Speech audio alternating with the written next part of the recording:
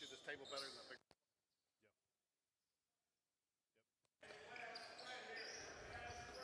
We're in the first period. It's 6-2, favor of Hewett Trussville. This is the JV game. Sam Fox drives, he loses the ball. All 6 points for Hewitt by number 21, 2 3-pointers.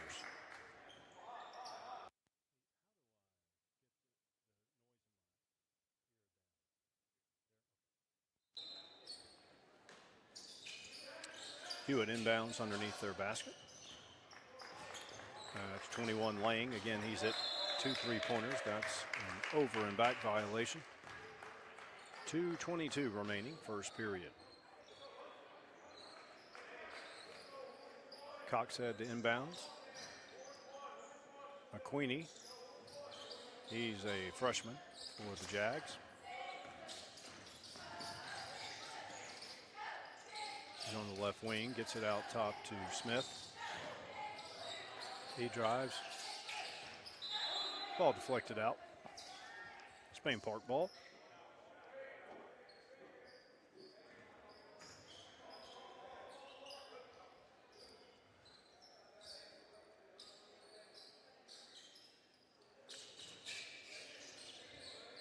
Coxhead up top now.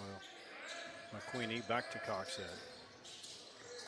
Turnover inside of 2 minutes. Low scoring first quarter. Huskies lead 6-2.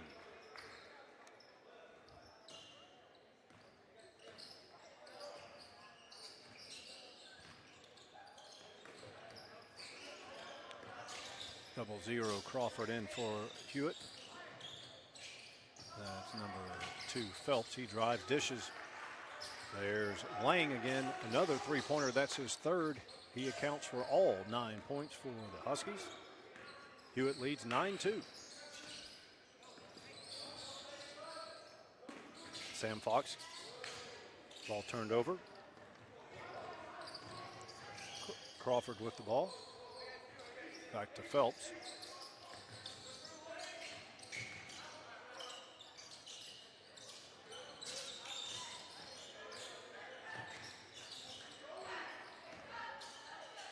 Good backdoor cut, good pass. Basket doesn't go. Spain Park ball.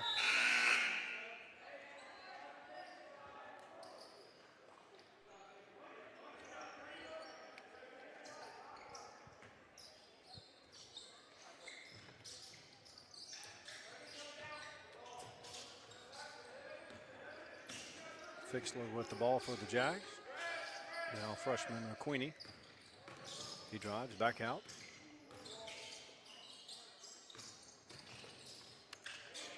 Smith for 3. Too long. Jump ball called. Hewitt ball.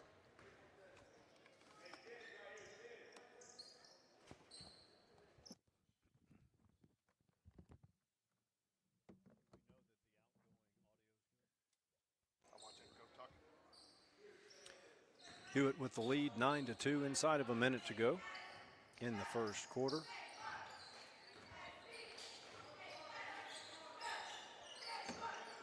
Number 21, Lang, he has all 9 points for the Huskies, 3 3-pointers. Taken away there by number 10, Coxhead. Smith has the ball. Test, can you hear this, Mike? Can Yes. you hear me on this? Copy.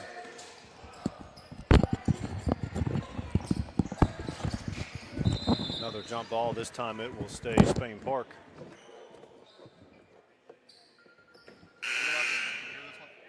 Can you hear this one? Can you hear that one? Yes.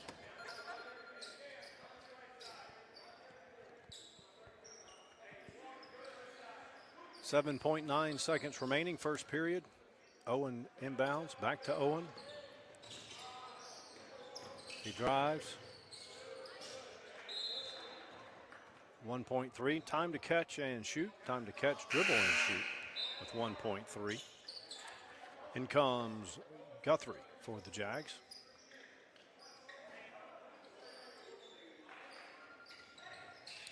Three-point attempt, no good. It was blocked.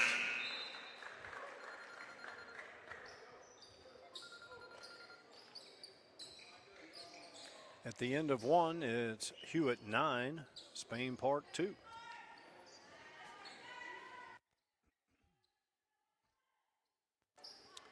Spain Park JV cheerleaders on the court in between quarters.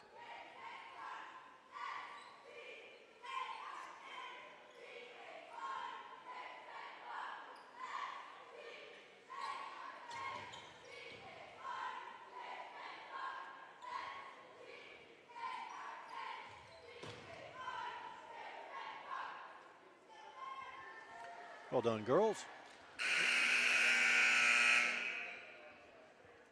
Set to start the second period.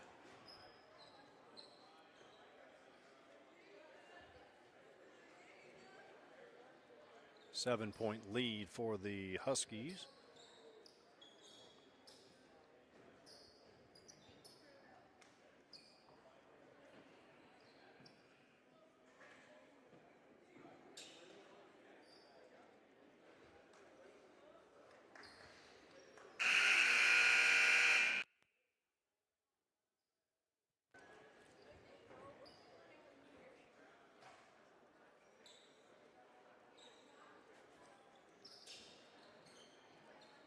Playing 8-minute quarters on this JV game. 8-minute quarters. Hewitt inbounds, they lead 9-2. The man responsible for all 9 points has the ball, Lang. He hit 3 3-pointers. They're going to get Coxhead for a foul as he was going for to cut off that pass.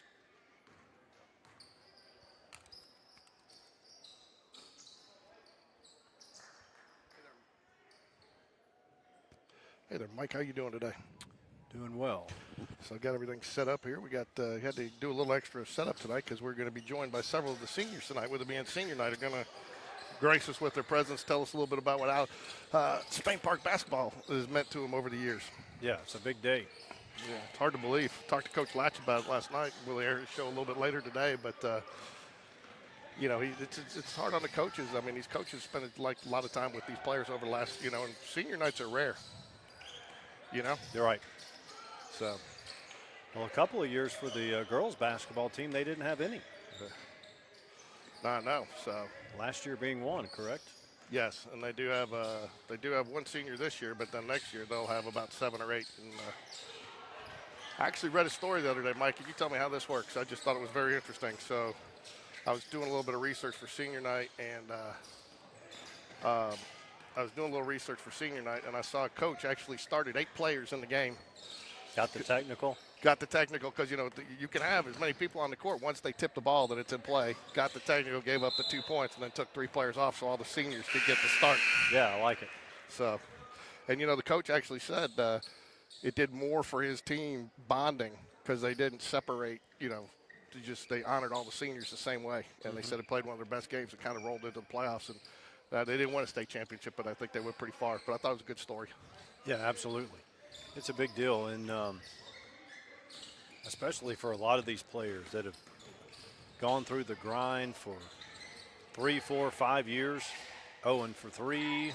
Spain Park can't get it going. Nice offensive rebound there. Here's Blevins. Is this Chapman's brother? Yes. Yeah. So I guess, and he's been coming up onto the varsity a little bit. I think he's a guy you might see pulled up for some area play. But we'll just have to see, Right now it's a one-man show for Hewitt. Lang's hit 3 3-pointers, and he got that takeaway there and got the 2. So he's got all 11 points for the Huskies. Spain Park cold from the field. Let's see if that fixed it. A lot of turnovers in this game. Okay. Some of them are unforced. One thing I did not realize, Michael, when the Jags clinched the regular season area, and they get to host. It's the first time in 9 years that we've hosted area for the boys here. So I saw that on Twitter or X, and I was surprised. And we talked about that It was just a case where they missed the coin flip. They lost the coin flip a couple of times. They did. And Spain Park's always played in real tough areas. So coming up at halftime of this game, we should be seeing, oops, hold on, I got my hand off the remote, guys, sorry. Not counting on all these turnovers and the foul. Sorry, folks, I'll get better on the remote here. So you're coming, right? Yes, sir. It's after this game, right? You have to, okay. That makes, if you see. 5:24 remaining in the second period. It is Hewitt 13 and Spain Park 2. You know, last year I got all the press. I thought some of those guys dressed up to interview with us, and it turns out, though, that they all wear suits on senior night anyways, which I think is cool. Yeah, absolutely. So this has been a turnover fest here in this first half for Spain Park.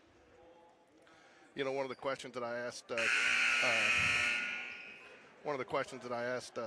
Coach Latch last night was, you know, you see it all the time, probably more in baseball and some in basketball if you clinch really early, but, you know, you don't want to take your foot off the gas and coast too much, you know, but you don't necessarily need to go pedal to the metal, but, you know, you want to keep accelerating, right? And I said, you know, with an area game, how do you keep the intensity up for this one? And he said just being senior night, he thought that'd be enough. It could be. I don't think there's a right way or a wrong way. It depends on each individual team, a coach, his individual philosophy, because you don't want to get the players injured, but it's not like you're going to go out there and not let your starters play at all. And then you got the big game, the non-area game with Hoover being one of the top 3 teams in the state, defending state champions. And, you know, your kids aren't going to lay down for that. They're going to go out and give their best effort. You know, we're at McAdory, and we're at McAdory on Tuesday, I believe. Girls will be home Monday. Jeez.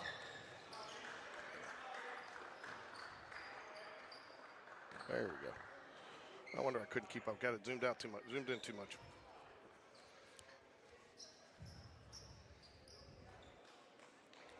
JV needs to get on track. They're getting run out. Yeah.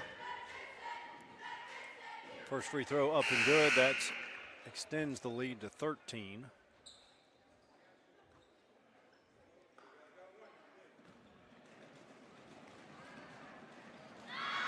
Second free throw also good. Coxhead with the ball. He brings it up. Sam Fox cuts through. Here's the freshman. Back to Sam Fox for 3. Good. Much needed basket there.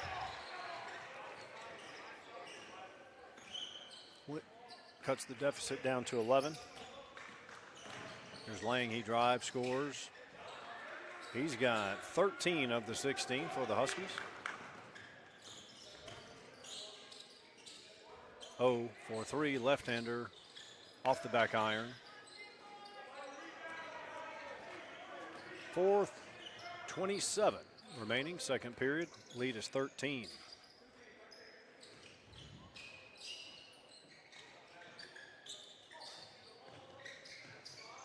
Playing with it, he dishes. Number 3, Jewel Baer, steps on the sideline.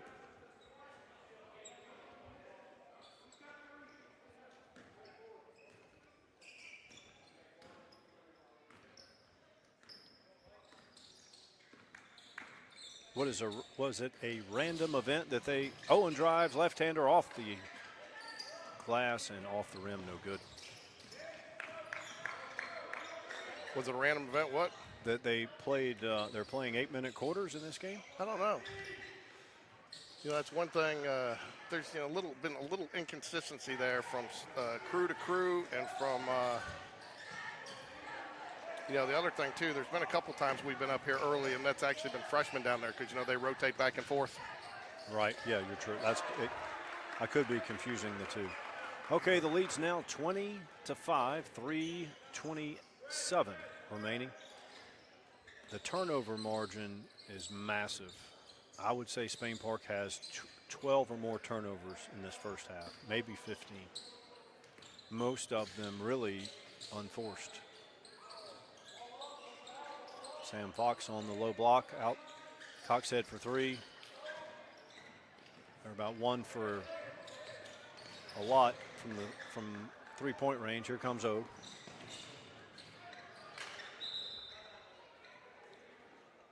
Probably went off Sam's foot, but they keep it here. 20-5. What's the JV coach's name? Coach Ward. Coach Ward. Oh, no. You had to ask me. I'm drawing a blank. I'll tell you here in a minute. Okay. Coach Ward does freshman, and he's down there with them. But Here's Coxhead. He'll set the offense. Under 3 to play, second period. O cuts through. Freshman with the ball up top. Sam Fox for 3, short. Queenie, the freshman, gets the rebound. Guthrie out top.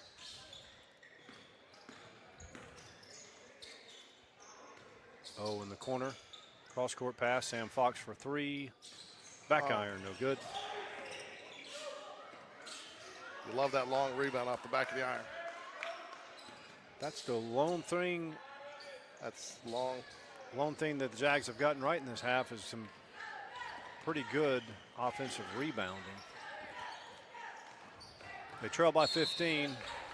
Sam Fox with the foul on number 24. That's Foster. He'll go to the charity stripe.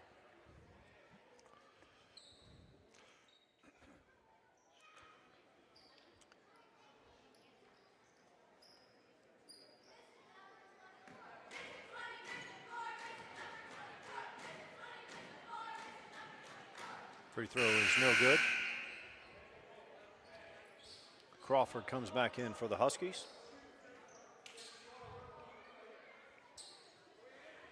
Okay, we only have 8 players dressed for the Jags today. Yeah, I do think he's got a few up. I think, and then Josh Feinbach's brother is up. Jonathan Feinbach, he's been up.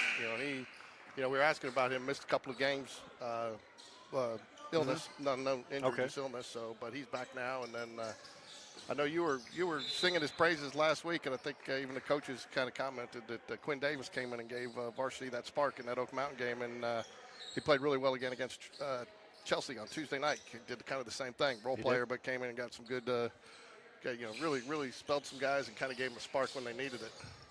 Well, he had a fairly serious wrist injury, and this is not a sport where you can grit it out and tape up a wrist or fingers. Well, that's how Jonathan Feinbach actually got called up to play varsity. They were down in Orange Beach over the holidays for the tournament, and the Orange Beach tournament, and when Quinn Davis broke his wrist, they said, hey, you want to come up and play with us? And he didn't have his shoes, and his dad took him and bought him some shoes, and he dressed out the rest of the tournament. In fact, that's what they talked to Coach Latch about yesterday, is they said, if you go back and look at where you were in December, you've clinched the #1 seed in the area in January. Would you believe me? He said, I'm not sure. Yeah, that's quite an accomplishment. Tribute to our training staff and all the doctors, too. Corbin Longs, I mean, there was rumors early that he may be out till mid-January, Let's see our 3 guys coming.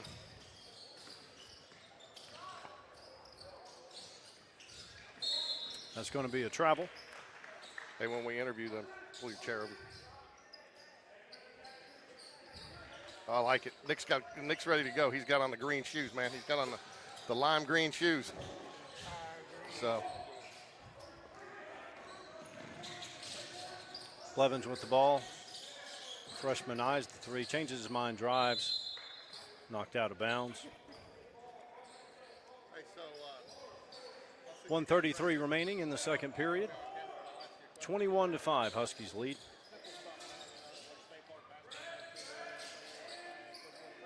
Owen. Here's the freshman. Cross-court pass, Owen for 3. Long. It'll stay here, Spain Park ball. 1:19 remaining in the second period.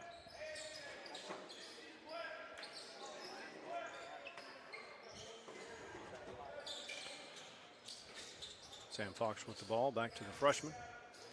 Coxhead, McQueenie.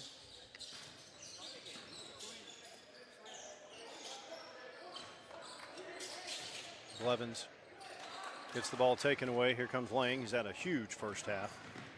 He drives, left-hander off the iron, no good. Putback is good. That's number 22, Martin. Lead is 18. Sam Fox with the ball. He drives.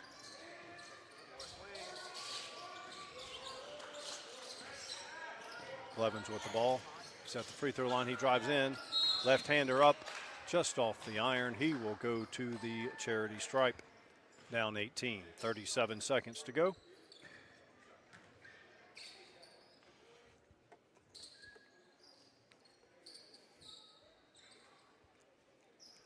It's a little humid in there today, Mike. It is. It's a lot warmer than normal. You know, you get into that situation where, you know, they got either heat or air conditioner. Nothing in between here, you know? Yeah. And well, we had 8 and 14-degree weather for all the time, so yeah. Now we have some warmth outside, and you can feel it in here. Second free throw, no good. Rebound. Again, the lone bright spot for the first half would be offensive rebound.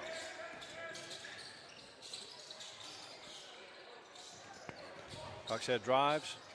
Ball knocked out of bounds. You give him yours. Okay.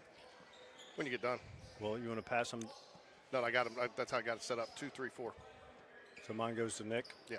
Okay. 22 seconds remaining first half. Lead is 17. Jaguars inbounds underneath.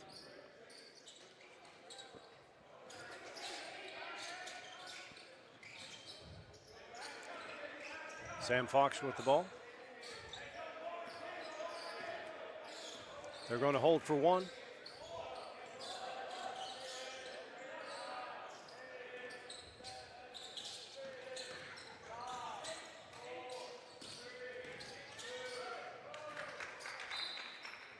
.6 remaining. You can catch and shoot with a .6, can't you, Yep. Mike? Yes, you can. Guthrie comes in. They'll probably try that alley-oop.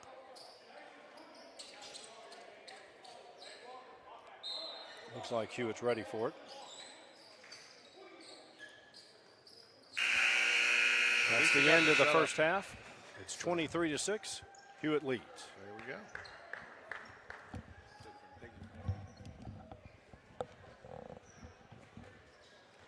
All right, you got it. Hey, you know, Corbin, it works better if you actually have the microphone down. Put it the other way. Turn your headphones around. Yeah. Your dad's watching too. So it's so cool. So joined here by Nick Richardson, Corbin Long, and TJ Lamar. How are you guys doing tonight? Good. Senior night. Hard to believe, huh? Yeah. Crazy. Hey, Corbin, so you're finally healthy, man. Did you think you'd be back at this point in the season? I mean, there were rumors early when you got hurt in December that you were going to be maybe back by area. You worked hard to get back. Yes, sir, I did. Just remember that Nate helped me get back real quick. He told me to do my stuff at home, and I finally did it at home. I was supposed to be out like 6 to 8 weeks. I was actually out like 3 to 4.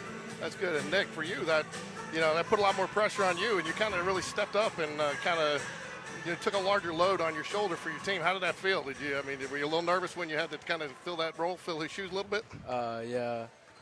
We were both hurt at the same time. I sat out for 6 months. Rumors about surgery. And same for me. Nate and ATI got me back as quick as possible. And you transferred, 2 years ago from Hoover, right? Yes, sir. Talk a little bit about, because this is a very unique program, and, you come in a lot of times, it's such a tight-knit group, but you seem to slide right in. They kind of took you in. I mean, how did that whole transition work for you? Yes, sir. Coach Latch made it a really easy transition, made the culture over here is just great. Great teammates and a great environment to be around. DJ, I think you're probably one of the success stories on this team, too. You just kind of worked, but I don't think a lot of people realize how much you put in off the court, outside of practice, because you got stronger on your own every year. Talk a little bit about that.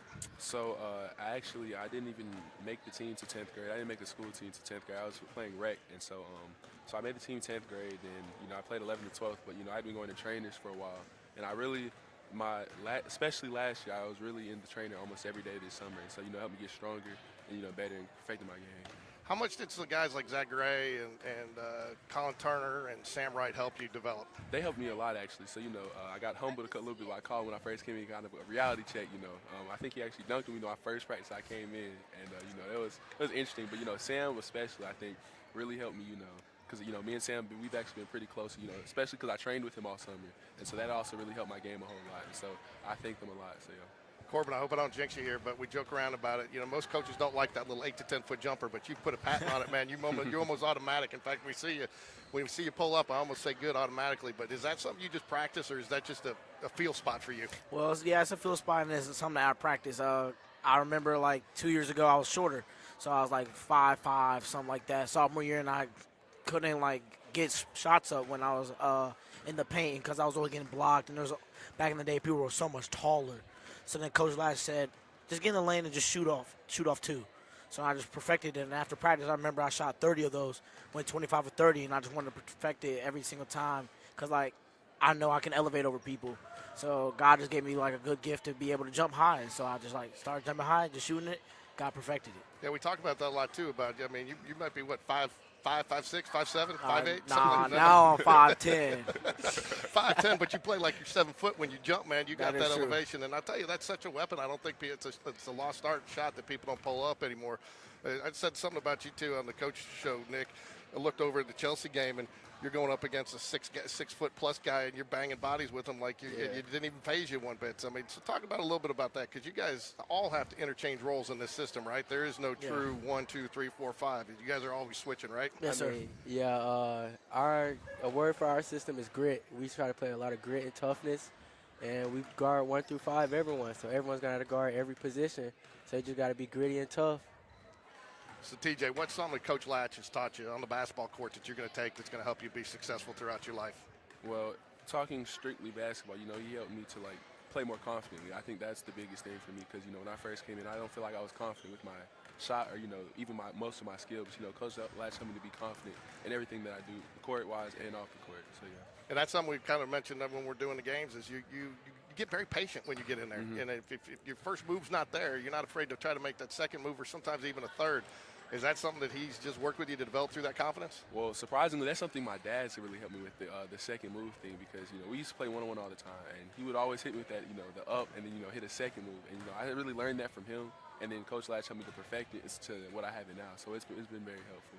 Corbin, what about you? What's something that you've learned through playing basketball or just the team experience here that's going to help you elevate in life? Well, yeah, to the basketball standpoint, like TJ, Coach Lash helped me to be more confident and actually look to score because this year he's looked for me to be able to be a scorer. And I just remember that 2 years ago I wasn't a scorer. Last year I wasn't a scorer. I was a passer. Had Josh and Colin my sophomore year, had Zach and Sam last year, so now it's me and TJ this year. And so, like, now he told me to look to be a scorer. And so actually scoring more helped me get, like, offers. And so now, like, I'm grateful for having offers. So then, like, I get to play in the college level. So now I'm more confident. So now I believe in myself a lot more. And so now seeing that God work, that gave me an offer, and now I just believe in myself more. What about you, Nick? What's something that you're going to take from the basketball court that's going to help you as you move on? Really just the word teamwork. Coach really lets us play as a team.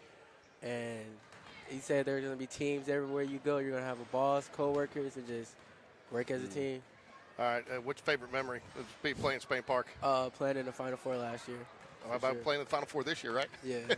What about you? What's your favorite memory? Panama City trip sophomore year. I was going to say, you know, if your favorite memory wasn't Final Four last year, you got hosed. You did, man. The 2 fouls early. Yeah, I did. It was just a raw deal. Yeah, what about you, TJ? I've got to say it was either the Gatlinburg trip or the Final Four last year. It was they were both really fun, you know. And then just the feel and the experience for being in the Final Four, you know, just the atmosphere, everything's different. So what's next for you after Spain Park?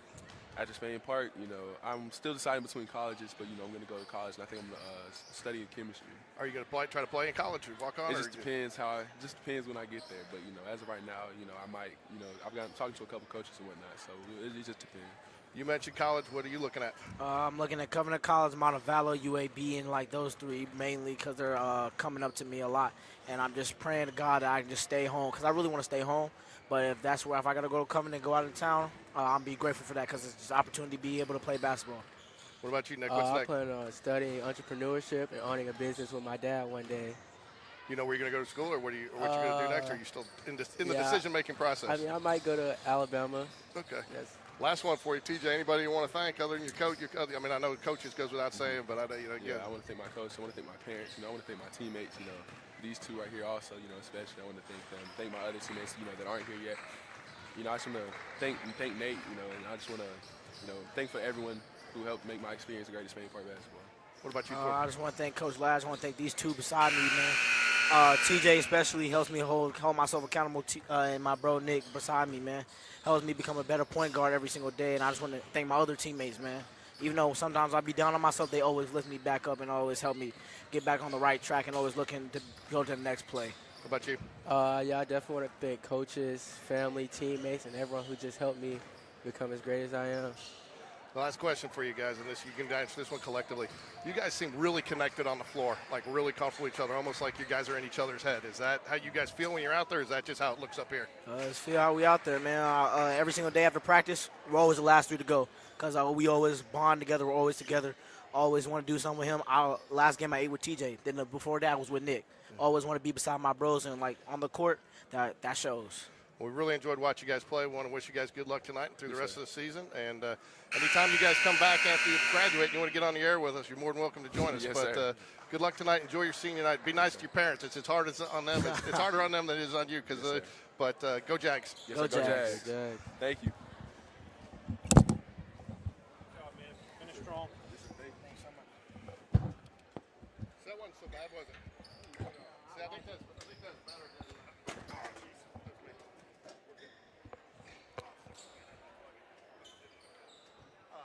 it's better getting three in. Last year we just won one at a time. Spain Park inbounds, trailing 23-6. You guys did good, man. Third period. Blevins with the ball. Coxhead drives. Did it really well. I'll be right back. You're on your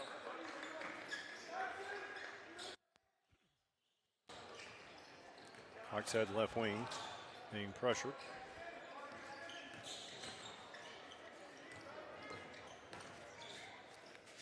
Freshman left-hander, good. Lead is 15. Spain Park going full court pressure.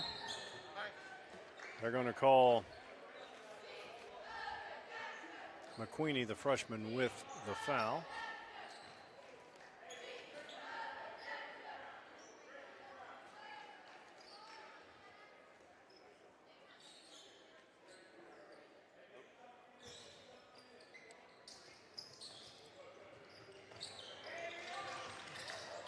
They just get it in, beat the 5-second count.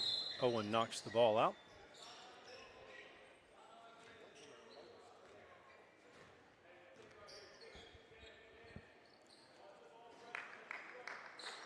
Spain Park in man-to-man. Number 24, Foster, up top for the Huskies. Quinney pressuring Lang. Lang had a huge first half. Spin move from number 24, Foster. They're going to get Owen. Owen Leonard with the foul.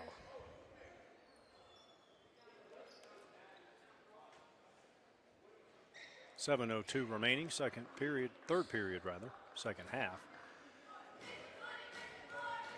Hewitt 23-8.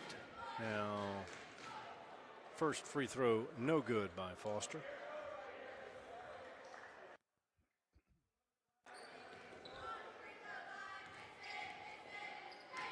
Second free throw off the front iron, no good. Lead remains 15 for Hewitt.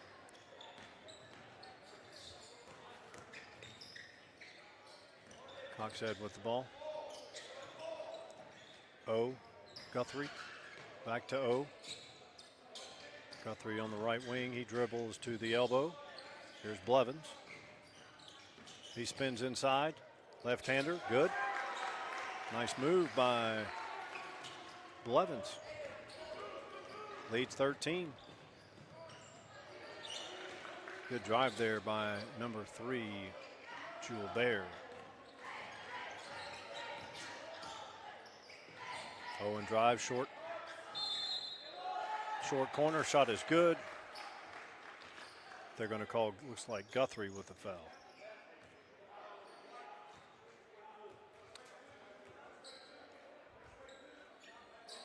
Spain Park will pick it up full court.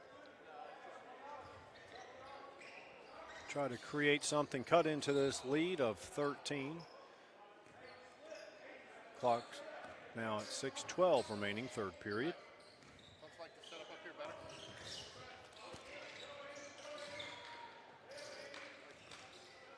Mike, I don't know about you, but that was probably three of the best interviews we've probably done since we've been doing this. Those guys were awesome. They were talkative. They were humble, you know. Yeah, and I would bet if you lined the same three up last year, they wouldn't have been as articulate and confident as they were. No, and that's one of the things T.J. Lamar talked about was that Coach Latch has really helped him do is get some confidence, you know, and both on the floor and off the floor. So it's nice to hear, too. Corbin Long's got an opportunity to play some college basketball. Montevallo, UAB, and he mentioned one other. I can't remember off the top of my head. I apologize. And then, you know, Nick Richardson talking about being an entrepreneur and then opening up business with his dad. And I'll tell you, that's a memory that I'll never let go of, is working with my dad for about 6-8 years. You know, Yeah. it was something fun. You know, so Spain Park on a nice little run here. Somebody did probably a little bit of a. Yeah, there was some chewing out at the halftime, and they're going full court press. Coxhead's just hit 2 threes in a row. And Blevins. a great trap in the corner there. You know, I mean. Coxhead for 3. Count it. He's hit 3 threes. They get a timeout. So leads down to 6. I'll be right back, Mike. 5:04 remaining, third period. It's 27-21. Hewitt. They were up as many as 16. It's now 6. Coxhead, huge third quarter. Actually, the first 2:56 of this third quarter. Coxhead's hit 3 3-pointers. In the first half, Foster for the Huskies hit 3 trays.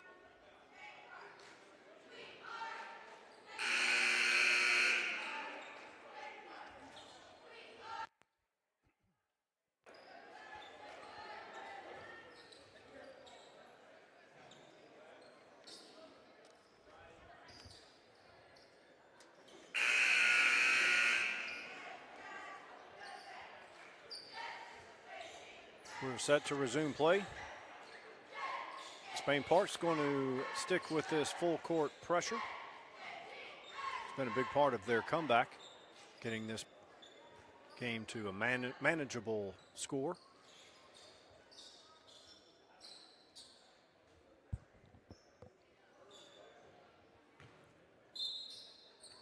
Gilbert to inbounds. He can run the baseline. Back to Gilbert. Deflected away. Coxhead having a huge third quarter. O has it. He gets tripped. Keeps his dribble. Hewitt, man-to-man defense. O drives. Coxhead for 3. Why do you leave that kid open? Another one. His 4th one of the third period. Can't leave him open.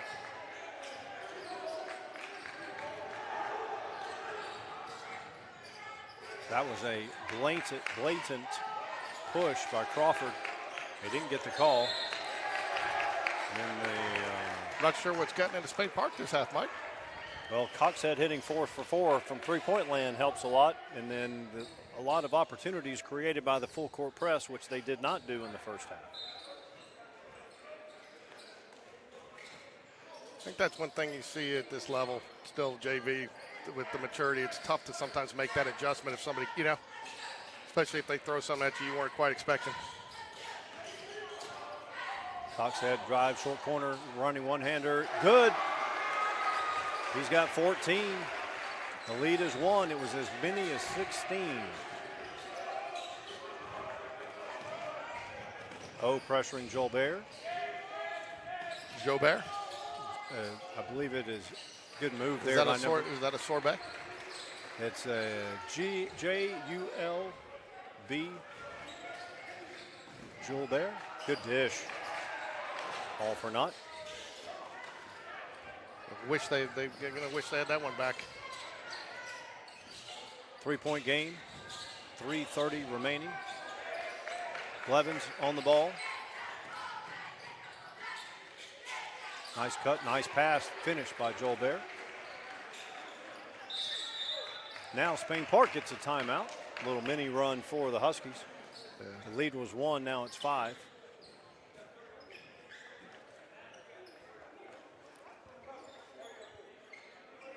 It's like the freshmen are heading up to their gym to get their game started here just shortly.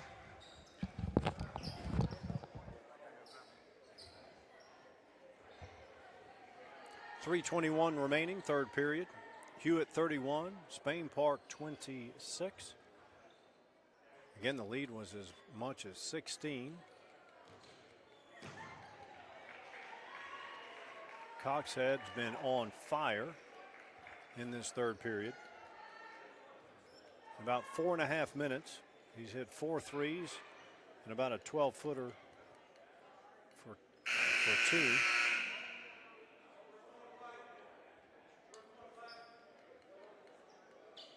Blevins has a basket.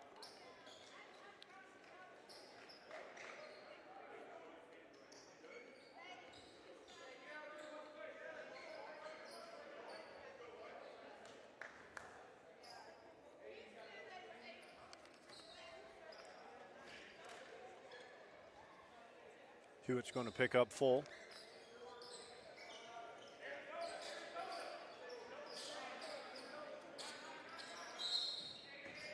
Jags set up their press break. Coxhead back to Chapman, Blevins, Chapman's brother. Here's O. He'll run the half-court set. Hewitt man-to-man.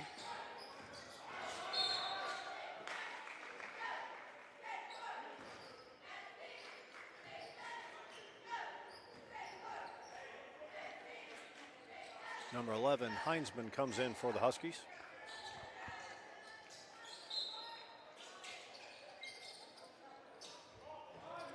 They get it in, Sam Fox. He backs down his defender. He's going to draw a foul.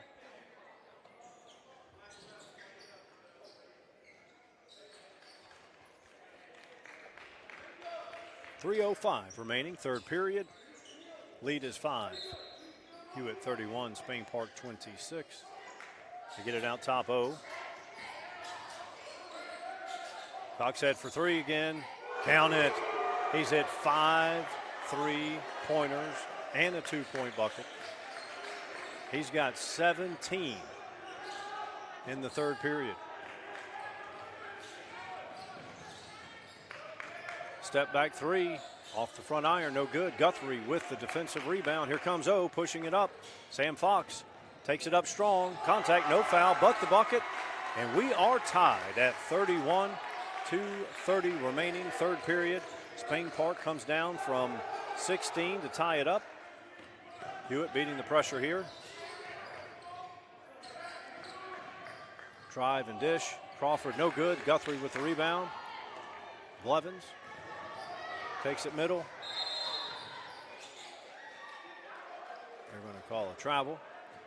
31 apiece, 2:13 remaining, third period.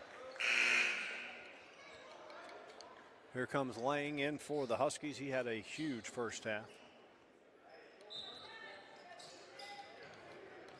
But the story of the game thus far is Coxhead. He's got 17 by my count in this third period, and there's 2:10 remaining in the period.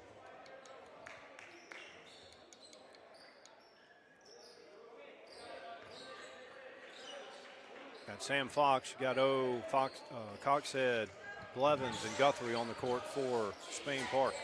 Sorry, folks. The camera work will improve as we get through the night here. Just having to get a few housekeeping items taken care of for senior night here, and so that's one of the reasons why Michael's so silky smooth at calling it like it's radio, right? Well, sometimes you're driving down the road and you can't watch. That's what we were told, and that's why we try to do our broadcast where it's a combo between radio and TV. So, 16-point lead has gone away. It's tied. Hewitt's at the line, trying to retake the lead. This is Phelps, first free throw short.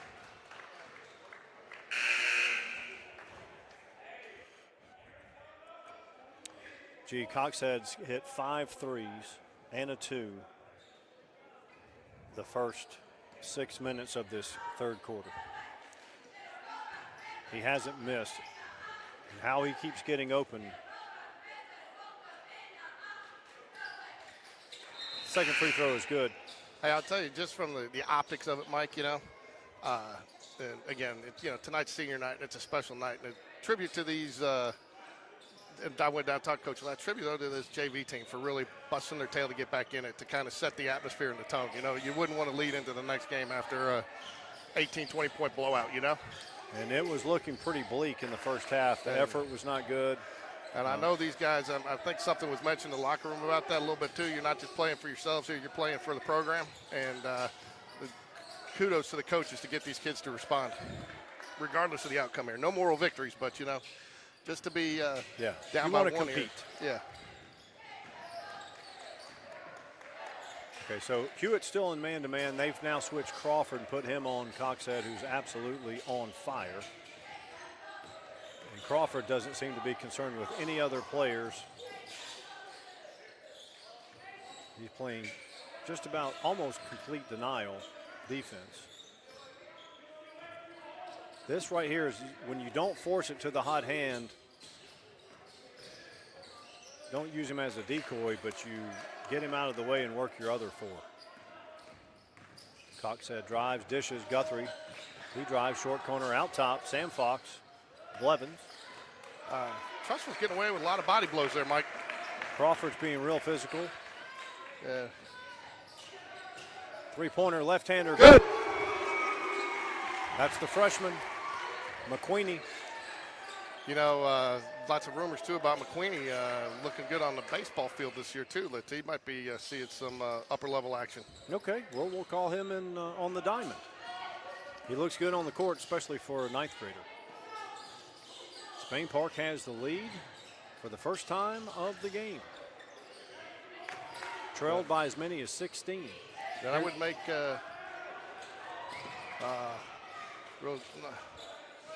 Lang from way deep. Oh, I had to kind of take that one. Didn't realize the clock was running down.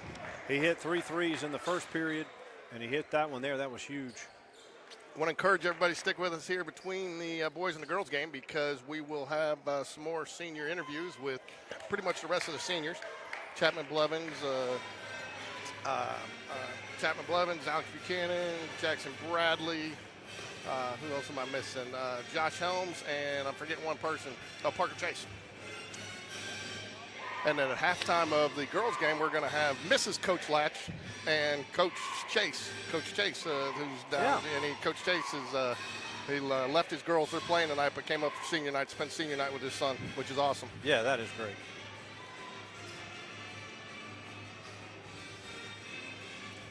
Spain Park JV cheerleaders on the court in between the third and fourth period.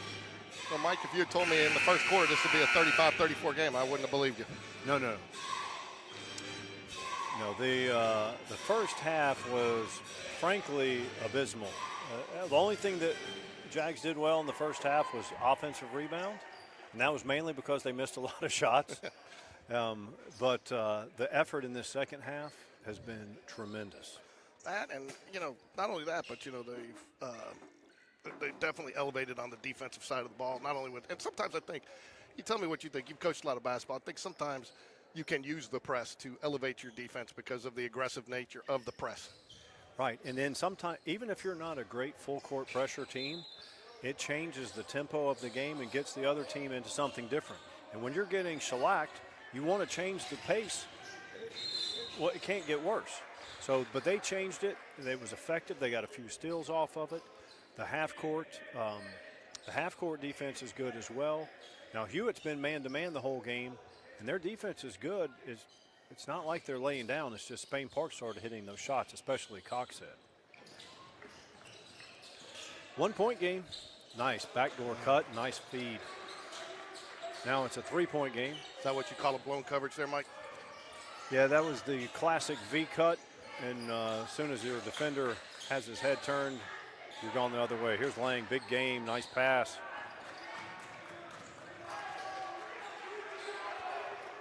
The lead is extended to 5 just like that, 30 seconds in. That's one of the risks, too, from having to come back. You do have to exhaust so much energy coming back, and it's hard to maintain that, the rest of the way. But I still. At every level, all the way to the NBA. Sam Fox for three, short. Here's Lang, big game for number 21, Lang for the Huskies. Saw the other night at the Alabama game, Alabama-Auburn game, they put in the LED lights like we have here, probably a little bit, few more than we've got, but did you see they couldn't get them turned off? Yes. To delay the game? Yep. Fortunately, we have not had that experience with our LED lights provided by LED Solutions. Even if we do, we'll just blame Will. He's the operator. Yeah.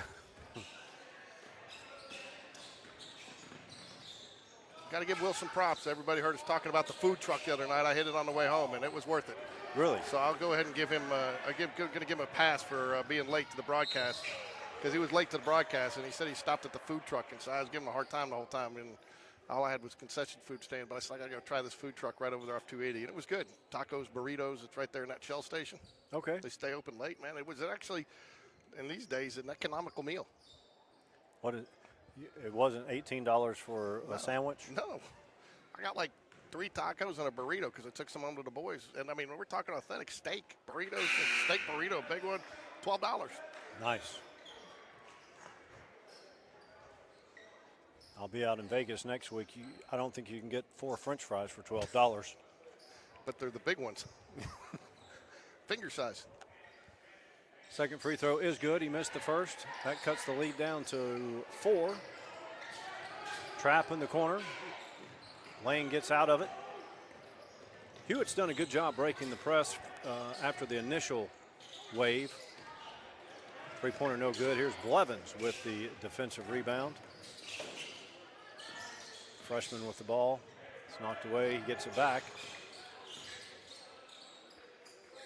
Blevins up top. We're at 6 minutes in the fourth period. Blevins drives. Drop step. Count it, and the foul. Blevins motions that the defender was too small to guard him in the post. Yeah, and he again making a nice move, and with his length, he's able to get that. He was able to get a little bit of that. He's taller than his older brother. I don't know. Yeah, he is. I'll tell you what, it turned out that I was talking to his mom last night, and how tight they are. They're extremely tight. And, you could feel it. I told her I could feel that when I was interviewed Chap after a game, and talked about I think he was more excited about his brother hitting that 3 in that game than he was at his own performance. Which is nice to see. Guthrie defends, but basket is good. It's a 3-point lead. 5:39 remaining in the fourth. Gets it to Blevins. Smith turned over. 3-point game, gives.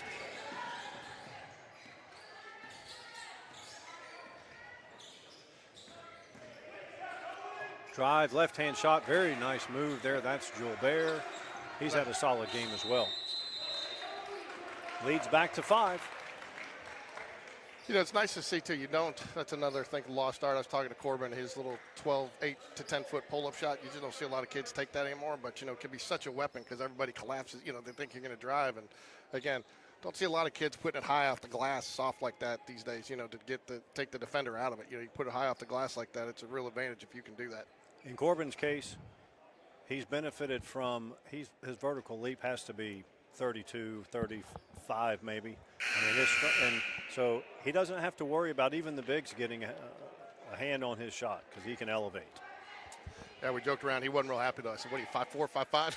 He's sitting closer to 5'10". I said, yeah, but you play like you're 7 foot with that vertical. Hey, and he does it. It's not just for show. He does it to get defensive rebounds, offensive rebounds, deflections. What was also good to hear was also interesting here was talking to those three, Nick, Corbin, and TJ, all look extremely tight on the floor, and he said the same thing. Thank you. He said the same thing that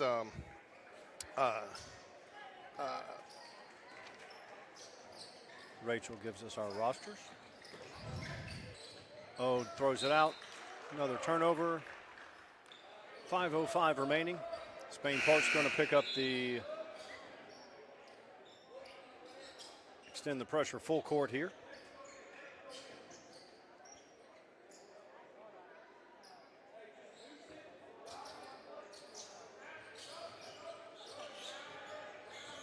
Lang with the ball. Spain Park drops back to man-to-man. They're going to trap out of it. Lang gets out of the trap. Drive, basket. That's number 24, Foster. Lead is 7. Spain Park had taken the lead after trailing by 16. 0 for 3, left-hander, count it. Owen Leonard, three-pointer, knocks the lead down to 4. Start the count, ref. He should have started count. Did he start it? That was a 5-second violation, but that was taken away by the freshman. O has it. Back to McQueenie, three-pointer, left-hander, good. We're back to a 1-point game. It was just 7, then 2 3-pointers in a row. You got to feel like if the Jags can get the lead right here, that they'll be able to hold on to it, that they'll pull away, you know? Because, you know, as we were talking earlier, it's hard to keep up that intensity when you come back out, but at the same rate on the other side, it's hard to keep fighting against that intensity, you know? At some point, somebody breaks. Right, they had the second wave because the lead was built back to 7. Now it's back to 1. You didn't see the he didn't see the outlet pass he had up top there. It would have been a much easier pass, and they could have set the offense. We're inside of 4. Hewitt leads 45-44. They led by as many, 16. Owen pressuring the ball. Gilbert with the ball. He's had a good game. Here's Crawford. He drives. He's going to call that because he went to the ground. But I did not realize, you know, a lot of people think, you know, even, and an official told me, she told me if it was right call, that once you go to the ground, even though you don't move your pivot foot, once you establish that third position, it's a travel. That's why the referee, they've let a lot of contact go, but they had to call that one because it would have created a travel. But a lot of people don't realize that, so that if you didn't move your foot or you didn't drag your foot, I mean, you can keep both your feet in the same place, but once you establish that third position, technically it's a travel. At least that's what the official told me. 3:24 remaining. Those are the little nuanced rules, though, that people like over and back. You know, most Right. people don't realize you got to establish all 3 points. You know, body, ball. You know, the entire body across before it's over and back. Good Cox awareness hit. there. Nice to see some of the varsity players sitting on the JV bench, encouraging them along. Yes. You know, that means more to these JV players than the varsity players, and most of us realize. All right, Spain Park has the lead again. They trail by 16. They took the lead. Then they trailed by 7. Now they've retaken the lead again. 2:45 remaining in the 4th. Here's Lang. He's had a huge game. Gilbert's been good. That's a push-off that wasn't called. Guthrie, that's the defensive rebound. So do you keep the intensity here, Mike, or you slow it down a little, take it, you know, just work for the good shot? Against man-to-man, you go forward to score, but that's kind of what Spain Park's been having to do anyway. Oh, nice move. Nice little one-handed scoop there.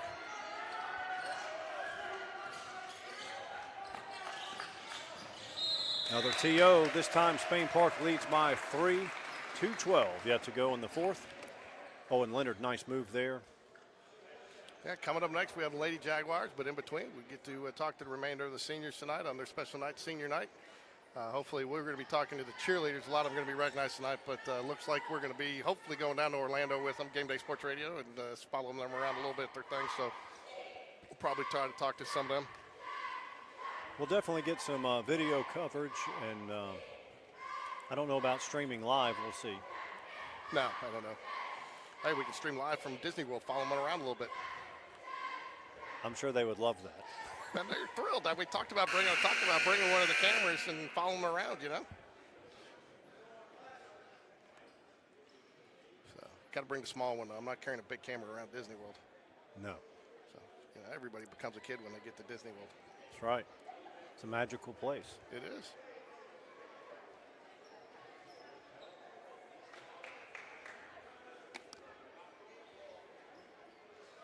.212 left. What are you going to do, Mike? You're Spain Park. Defensively here, what do you do? Status quo. I would keep the full court pressure, but I would not extend it as much, okay? Because they have beaten the full court pressure a couple of times. But I would not do anything differently. I would stay man-to-man. I would even trap out of it like they've been doing. So I would not change anything. And they are man-to-man. Here's Lang. I mean, the worst you rush could run man-to-man is probably a layup here, right? Maybe somebody coming off a screen, but you're only up by 3, so the worst-case scenario is a tie. Three-point attempt. Good. Wow. That's number 2. That was Phelps. a tough three-pointer, too. He was deep in the corner. Yeah. Almost a little behind the backboard there. He ties it up, 48 apiece. What a great game. Well, what a great second half for Spain Park.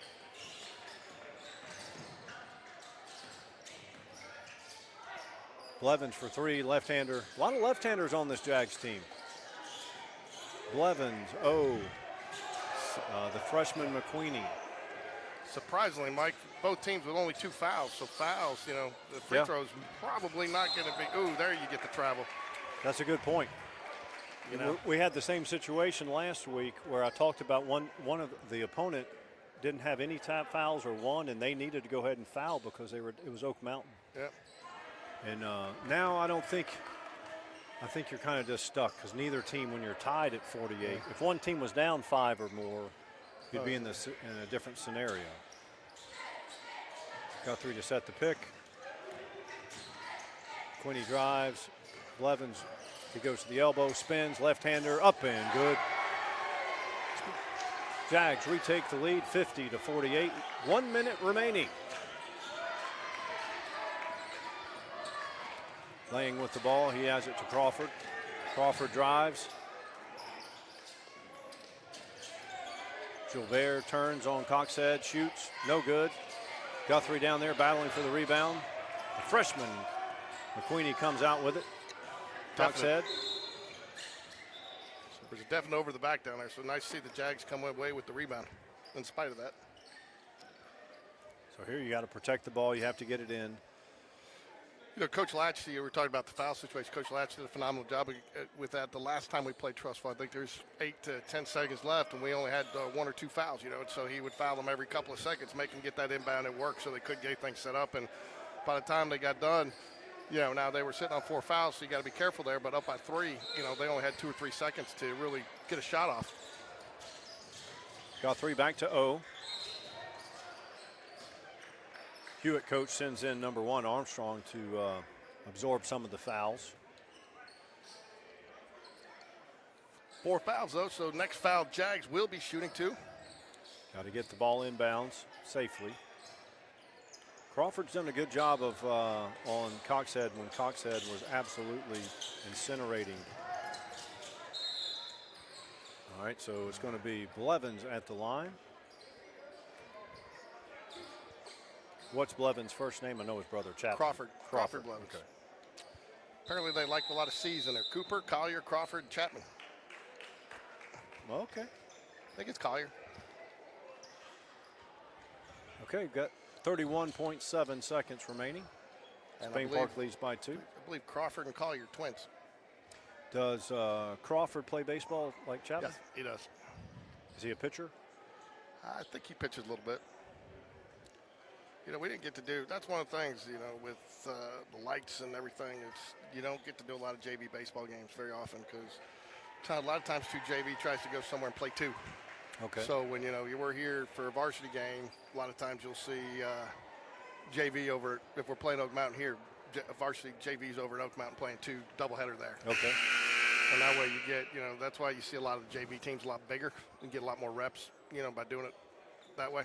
I remember the JV game I broadcast with you was Vestavia, and they had varsity level players all over the field. That kid, you know, in fact, it was funny, those parents from Vestavia actually called me and got some footage to put together. I put some stuff, cut out some stuff for their sons that they could use for some recruiting and stuff to get to some coaches. So always glad to help a student try to get to the next level, regardless of what school he goes to. Yeah, that's right. That's what it's, you know. It's all about improve and advance.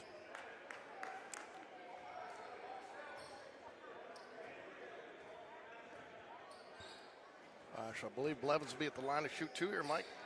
Hopefully.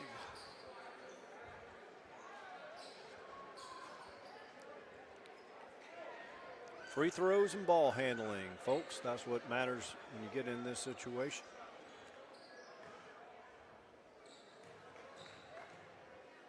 First free throw is good. This next free throw can make it a 2-possession game. Never thought we'd be talking about a 2-possession game for the Jaguars in the first quarter, Mike. No, either way, winning or losing. They were down 16. Okay, look, Spain Park's keeping the full court pressure. I like it, but it's not as intense, which is, in my mind, the right way to do it. Drive, bucket. Nice drive there by Phelps. He's had a good fourth quarter. Leads back to 2, 21.6. Hewitt coach sends in Armstrong again. Designated fouler. Much more than that, but in this case, he's sent in to absorb fouls.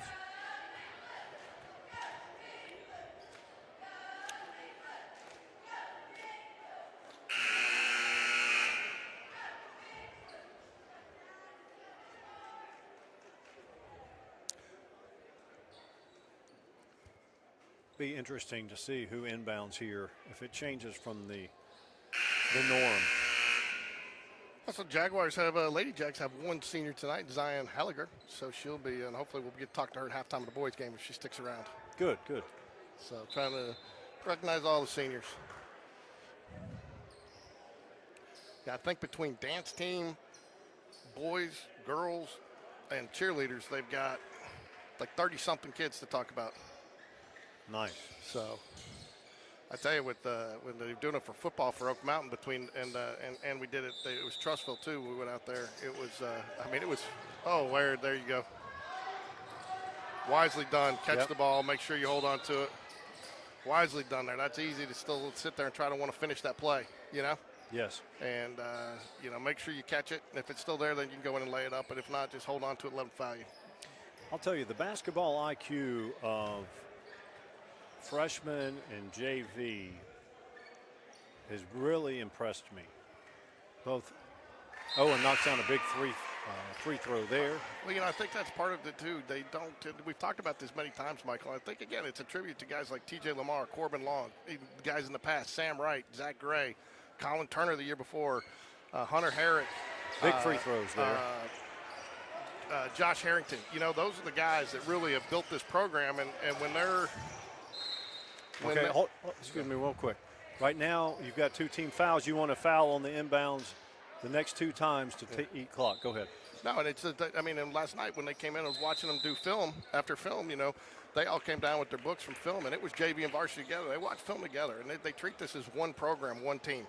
Well, it's fine to have the concept, but when you can actually put that out on the court or the field, as the point is, I won't get on this topic. I'm not going to give AAU credit for it because I think that AAU is a detriment in many cases. But I'll give it to the freshman coach and the JV coaches are much more advanced than they once were. And in the case of Spain Park, you have Coach Latch going down and helping build in those younger programs. Right. So, and I think, again, you can't do it without a culture. And you've got to have your players. And that's one of the things that Coach Latch again talked about on the show last night, which will air here shortly. Is the buy-in. You got to have the players that buy in, and they got to trust what and trust and believe. And it took a year or 2 to get there, and but everybody buys in. And again, I think you notice. Look, what do you got? You almost have the entire varsity team sitting behind the Jaguar bench there, or on the bench watching and cheering these guys on. Yeah, and that's and again, that means a lot to the younger players, and I think it motivates them. They want to. They don't want to. Ball's in. Coxhead knocks it away. He had a huge third quarter. Yeah. 17 points. No way, he might have had 17 points in the third alone. 3-point attempt. Off the iron, no good. Putback is good. That's number 22, Martin. All right, we've got a 2-point game. You got to get it inbounds, and there's 3 seconds left, so you can't just heave it down the court and hope somebody touches it. No, but you want to pass as far. You want the farthest open man you can get, right? You do, but in a case where if there was one point. So you did see what happened the other night in the Oak Mountain game in this type of situation. It was a 1-point game, They had to pass it in, passed it back from half court towards their own goal, towards Hewett Trussville did. Lobbed it too high, and the Oak Mountain defender tipped it up and went and got it, went and laid it in to win the game. Yeah, I saw that on, I guess, Twitter or yeah. So to your point, I mean, you got to, getting it in as important as where you try to get it in, because if he throws that into the front court, the chances of Oak Mountain getting that score are slim to none. Right. So if there were 1.9 seconds or less, you would want to throw it deep and just make sure your guy touches it, because you're not going to get the best shot you're going to get is a 50-foot shot. Yeah. And I'm but assuming in this case, you got to play pretty standard. And I'm not sure how many timeouts Spain Park has left here if they do have trouble, but he can run the baseline here. Yeah, good, very good point.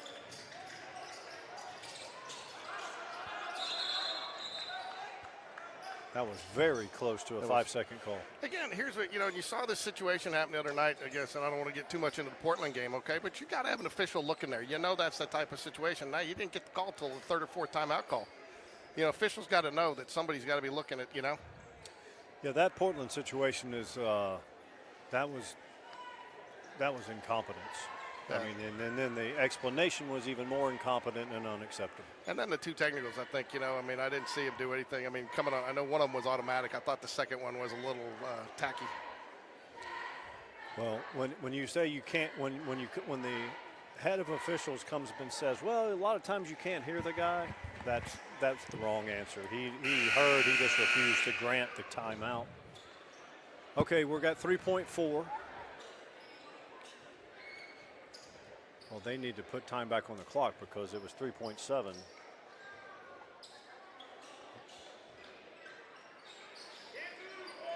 Okay, so he can still run the baseline. Sam Fox in the game, number 5. He's going to he goes deep. He touches the ball, gets fouled, knocks to the ground. Sorry, folks, camera doesn't move that fast. Corbin Long does it all. He helps up Sam Fox from the floor there. There you go. With his suit on. I'm a little disappointed. I couldn't really move the camera, but Nick Richardson in those lime green shoes look nice. Oh, you wanted to you couldn't get the shot of it? Nah. So, but it's nice to see. I like the little tradition that Coach Latch has started with those guys. Wearing suits to school all day. Yeah, that's nice. Spain Park wisely back here. Free throw up and good. Sam Fox does the air 5s with his. Makes this one. I think you can count. I think you could chalk this one up as a victory. Well, got Chapman, Blevins, Parker Chase, and Josh Helms coming up next, folks. If he misses this, you foul immediately. Yeah. It's good. So now you do not foul at all. You don't even really move. And that's it. Spain Park comes back. They were down 16. They retook the lead. Then they were down 7 again, and they come back to win it. There you go. We're going to get these guys set up. We'll have them on air here in a minute.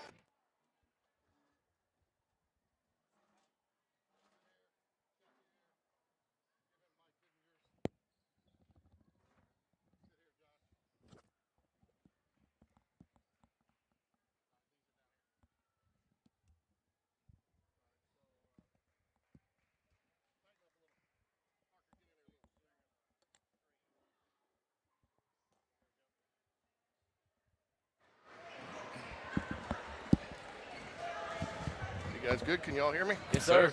All right, so I'm joined by Joshua Helms, Chapman Blevins, and Parker Chase. 3 more of our seniors tonight. Senior night, can you guys believe it's here? Went by quick. Man. Went by quick. So, hey, Josh, I got to tell you something. So it was funny. And it'll air tonight, but I talked to Coach Latch yesterday. He was talking about you at senior night. He said, that you started off as a perimeter player. Yeah. And you kept telling him, I'm a perimeter player. But he said, you're so good in the post. They moved you in the post. But you've had a great year in the post so far. How hard has it been coming in and backing up TJ Lamar? It's not that bad coming off TJ. Just giving him breathers and stuff like that. I can go really hard when I go in, so that's good. And Parker, a little bit of a unique year for you. Your dad moves, and you're up here, and I know he's been watching you, but he's here tonight, so I know that's got to mean a lot to you. Yeah, he's been able to make a couple of the games this year. He was actually at the last Hewitt game too, but it's really great to see him here come out and support And your me. sister's here for you, which I know you're happy about. Chap, your brother, just I know. a big game there. And I tell you what, it was when we started that game, they were so far. They were just getting their butts whipped, and But it was a tribute to you guys. And talk a little bit about the team chemistry, because you don't see a lot of varsity teams sitting and encouraging the JV team through the entire game. And you guys are like one team. Yes, sir. I mean, it starts all the way from the bottom. Ever since we were freshmen, we've been a tight-knit group, and we just try to cheer everybody up and pass it down to sophomores and freshmen. So tell me something. What's one of your favorite memories on the basketball court since you've been playing here at Spain Park? It's got to be last year when we won the area championship at Oak Mountain. That was fun. It was a good one. What about you, Josh? It was a McAdor game this year. I mean, we had a rough season, and we were losing a couple games, but when we won that McAdor game, man, the feeling was like nothing else. What about you, Parker? For me, honestly, every moment in this has been special. Like, just the normal locker room talks with the boys. Like, it's always been funny and fun. And every single game, we all support each other. Just feeling that togetherness, it's something special. Yeah. Hey, hold on 1 second.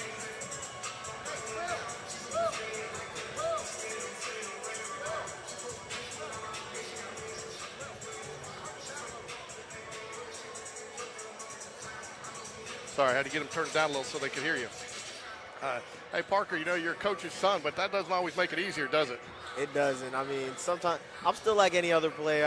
I forget the plays sometimes. I forget to do my assignment, but But there's also that expectation, but you've really had to work hard to get to where you're at this year. I mean, you have worked hard every year and just improved year after year after year to get to varsity. I remember we interviewed you at the beginning of the year and asked you what one of your favorite moments was at that point. You remember what it was?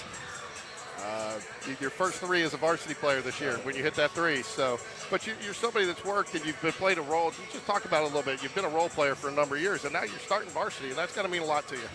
Yeah, I mean, I think I still consider myself a role player. I plug in and I do what my team needs me to do. Rebound, get a steal, throw that pass. I try to do what my team needs and what Coach Latch wants from me. Josh, for you, you're a great player. You got great skills, but size-wise too, everybody loves to put on a little bit more weight, but you don't play that way. You play like you got the weight and where did you pick up that confidence and that level? Just to, there's nobody that outsizes you on the court mentally. It looks like. Just a gameplay, getting those reps in on the floor, and just kind of using my bounce instead of, I'm not as big as other guys, but I can jump higher than other guys as well. Yeah, and you and TJ too go up against a lot of each other in practice one-on-one to work on your moves. And so when you guys do that, has that really helped elevate some of your play this year? Absolutely. TJ's a great player. We both sharpen each other better. Yeah. Chap, what's next for you? After high school, we got baseball season, obviously. Hopefully do well, and then go to Auburn, and then go on from there. You going to try to play anything at Auburn? I don't think so. I think I'm just going to go to college. What about you, Josh? What's next? Thinking about Mississippi State, studying either music or religion. Yeah. Any basketball in your future? Maybe intramural sports at Mississippi State. I'll tell you what, Cameron, my daughter, she loves intramurals down in Alabama. It's fun. What about you, Parker? Well, Alabama's really high up. I just got my decision back from Michigan, and I was accepted today. So. Well, I would think so. What did you get, a 35 on the ACT and you're a National Merit Scholar? Yes, sir. So I would think that colleges are begging you to come visit them. Yeah, so I'm planning to study business, and like Josh, I'll probably participate in intramural sports as well. Did you know their football team's not any good anymore? Harbaugh's left, right? Sharon Moore's still there, so we should pick it up soon. And you got that national championship. So, hey, Josh, what's something that you've learned either through Coach Latch or one of the assistant coach here that you're going to take off the basketball court with you that's really going to help you be successful in life that you think? Just fighting through that adversity. Because at the beginning of the season, we had players go out, but, if we stay together and we have that common vision, we can get through anything. What about you, Parker? I just think, being a team and being together, Coach Latch knows how to preach to us guys and get us motivated every game. And he treats it like a family. And when I have a future family, I hope to be a leader like Coach Latch. What about you, Chap? Just the don't quit mentality. Do everything as hard as you can, whatever you do. Don't quit. So you guys seem very close on the court. Are you guys as close as a group off the court? Yes, sir. From the locker room to bus rides, it's a very close-knit group we have. So I know you guys want to thank everybody. You got to all thank your moms or whoever decorated your locker. I saw them all here last night decorating your locker. Did you guys enjoy that? Oh, I know. It was awesome. My mom did a fantastic job with my locker. We got a lot of good goodies. Yeah, our parents work so hard for us. They do. We love them a lot. Yeah. That's good. It's good. Yeah, you should, because, you forget about it now because you guys have been driving for a while, but you remember we're the ones schlepping you to practices. And I'm glad you brought that up because, this is most people, it's a big night for you guys too, but it's a big night for your parents. Yeah. And senior night, we talk about it, is rare. I mean, you see a lot of attrition. There's a lot of guys you probably started playing basketball with that aren't here tonight, and that's not a knock on them. It's a tribute to you guys and the commitment that you've made. So, so you got area play tonight, and but we can't let down, right? Even though we've clinched the area, we want to go out senior night with a win, right? Yes, sir. Like Coach Latch said, he ain't lost in 12 years, senior night 12 years. 2008 was the last one he lost. 2008, yeah. We don't want to be the ones to break that streak. Yes, No, sir. we don't. So, but again, you guys excited to have area finally hosting an area No, tournament? it's going to be fun, yes, sir. It's going to make it a lot better, for sure. Hey, Chap, just talk a little bit real quick about your development on the court. I mean, at least we've recognized you as a defensive specialist somewhat. Yes, sir. You're the guy, but you've really kind of rounded out your game a little bit more this year. Not that you didn't have it, but sometimes Yes, it's tough to do that. But I mean, you had some big baskets the other night off some rebounds. Yes, sir. So what have you done to kind of take that next step? I think my confidence has just gotten a lot better. Driving, knowing when to drive, knowing when to pass, and when I get a rebound, I mean, a lot of times it puts me in a good situation to score. So just keep attacking the boards and keep attacking the glass. Parker, who's the better three-point shooter, you or your sister? I mean, probably Camille, I'd say. Nah, come on, Bart. Come on, Bart. I mean, she was pretty good back in her day, so, I'll give her some props. Can you take her one-on-one? Oh, I could definitely. Her ACL can't manage anymore now. Josh, anything else you want to add, bud? Let's just play hard tonight, man. Let's go get it. Yeah, we love watching you guys play. You guys have been fun to watch, and we expect big things from you in the month of February. So you guys enjoy senior night tonight. Be nice to your parents, and go Jags. Yes, sir. Thank you. Go Thank Jags. you.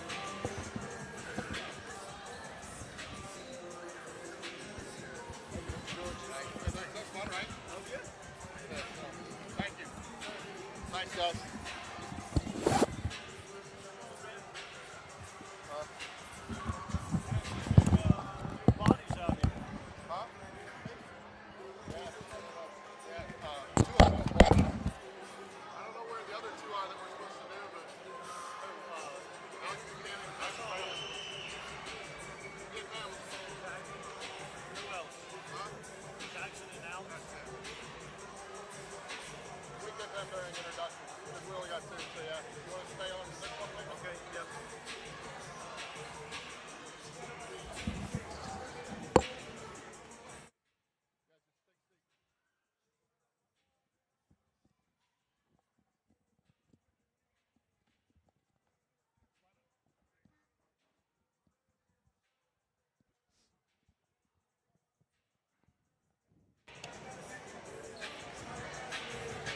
All right, boys, can you hear me? Yes, sir. All right, joined now by Jackson Bradley and Alex Buchanan, two of our last seniors of the night. So, how are you guys doing tonight?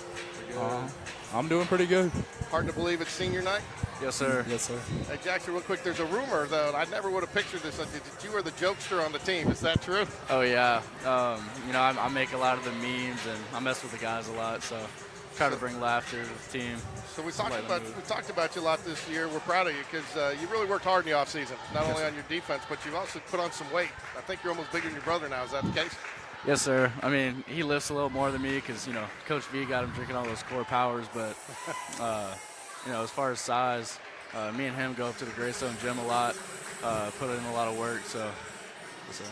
That's good. Tell me something, Alex. What's one of your favorite memories so far of playing for Spain Park? Man, last year going to Scottsboro, we had a good time. Dr. Esslinger took us up to her farm, and we spent a night out there by the fire looking at her farm animals, and that was one of the best nights I've had with this team. What about you, Jackson? I would say that's up there for me, but I would say the whole, just playoff run we had last year was pretty special. Just the whole experience, man, as far as just getting to play on that big stage in the BJCC in front of all those fans, it was pretty awesome. So that would be up there for me. Let me ask you guys, or let me point out, we're about to do the introduction for the girls, but it was really great to see you guys with the JV there. We'll get back to that after the introduction. Do you want to keep it going? No, we'll keep it going. Okay. So they were down 16. You guys and Georgia pointed out that you guys were on the bench and behind the back. You know how much that means. You guys were on JV before, so you know how much it means to those guys. And I think it inspired them to come back. And because they not only took the lead once, they had to come back and take it back again. That was big. And do you guys feel like you're mentors to them? Because you are, but do you feel like you are? To answer that, I would say a little bit. You know, thinking back to when I was on JV, I looked up to a lot of the older guys. But one of the big things Coach always talks about is culture. I feel like we've done a good job of building that in the basketball program. I feel like we're one big family. You know, we practice with each other a lot. So although we don't get to spend as much time with the younger guys, we do cheer them on a lot and teach them when they need to be taught. So when you guys got all down there, that's when they began their run. They were pretty bad in the first half, but in the second half they came on strong. Well, I think that's. Hold on, we'll talk about it. No, we're almost there.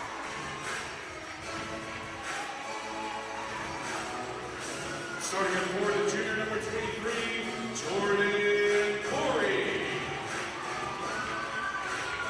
And starting at guard, the senior number 10, C. Hamilton.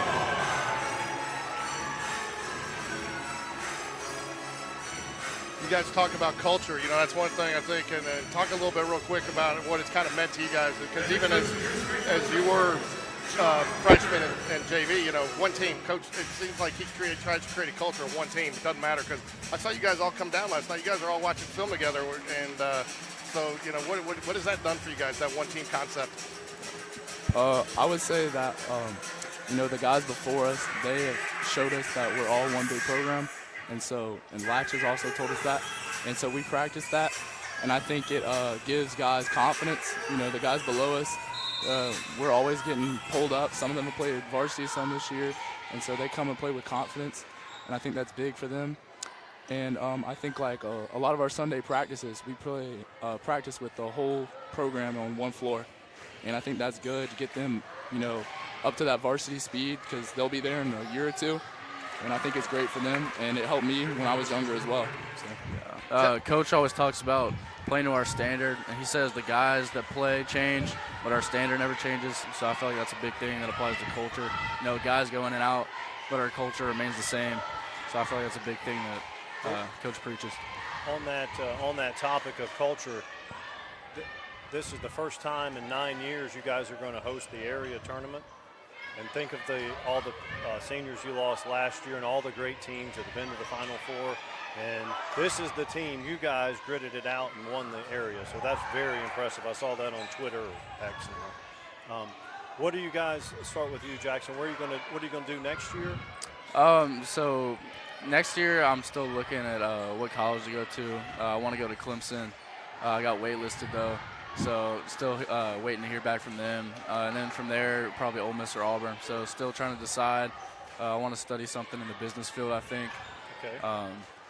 But me and him might room at Auburn. So that could be a possibility. Yeah, Alex, you're all Auburn all in, aren't you? I am.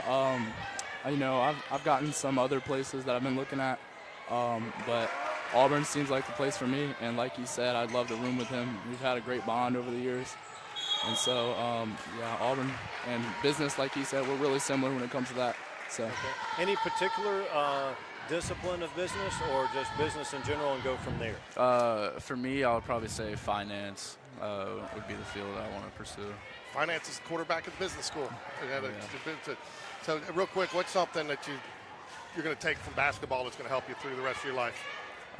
You know, just being a part of a team, it really teaches you a lot about, you know, leadership and communication. Coach talks a lot about communicating. You know, if you miss a practice or something, or if you're sick, just letting him know. And then, of course, communicating with the guys. And just being a part of a team, you know, that's a big thing, especially in the business field. You know, in any field of business, you know, you're going to be a part of a team. You're going to have to work with people. So just a lot of the people skills that come along with sports. Right, be accountable. Yep. What about you, Alex? I would say that things aren't always going to be easy, but if you work hard, you know, you can do anything you put your mind to. We come out here and we practice really hard for 2 to 3 hours basically every day. And later in life, I'm going to have to do some stuff that is going to be hard. And Coach tells us sometimes that he knows that there are days when we feel like we don't want to be here, and he says that even he has those days. But you just got to push through because we're all trying to work towards our goal, and we have to come in and work every day to do that. Anybody you guys want to thank before we get off of here? It's a special night. for me, I'd say my family, first and foremost. They've been really supportive over the years, you know. And second, I would say the coaches. I mean, they put in a lot of work with the scouting, man, and, you know, Latch and Steiner, Ward and Tuliadis. I mean, they all work together on the scouts, and they go watch these games and film them and put in a lot of extra hours. So I appreciate that. That's not easy. Not every coach does that. So right. It's something I appreciate a lot. Coach Latch coaches in-game better than a lot of college level. My day job is a college and professional sports analyst, and he coaches in-game better than some college coaches I see. Alex? I would also say my family. I mean, they're so supportive for me. And, you know, freshman year, they had to drive me up at 6 in the morning when we had those early practices. And so things like that I'll just never forget. These teammates, man, we've been through 4 years. All these seniors tonight have been, I guess TJ came sophomore year, but everybody else has been here since freshman year, and we've all stuck out. And we just have, we've been great with each other. And Nick also. Nick came last year. Yeah. But, and then also the coaches, they put in so much work, and, you know, you think that it's really hard, and then you watch them do it, and you see actually how much time they put in, and you're like, it's harder than you thought it was. It's just impressive, and I'm so grateful for it. It'll be worth it because you guys putting all this time and effort in now, you're going to find that when everyone's complaining about real life, it's going to be a little easier for you guys because you've been through this. Yes, sir. All right, George, you have anything else? No, I just want to wish you guys the best of luck tonight, and we got big expectations for you guys in February. We love following you guys. It's been a fun group to watch, and you know, and be good to your parents. This is just as hard on them tonight as it is you guys. But thanks for joining us. Yes, sir. Thank you for having us on. Finish strong, boys.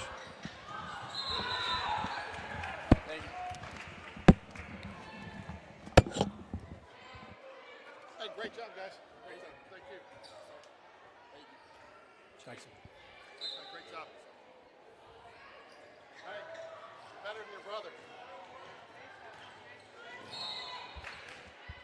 Okay. All right, so now we're back at full action here. I want to thank all the seniors. And at halftime, though, we got Mrs. Coach Latch coming up. The ball. So that was good, man. That was all in all a great group. Probably one of the better groups we've done for seniors. Yeah, you can tell that the coaches and teachers and parents have prepared these seniors very well. They're well-spoken, they're polite. And they're confident, you know, and I think that comes from what they've done on the basketball court. Yeah, and it's confident but not cocky, and confident and respectful at the same time. No offense to the girls, but we want to make sure we got all the boys in, you know. Basket and the foul.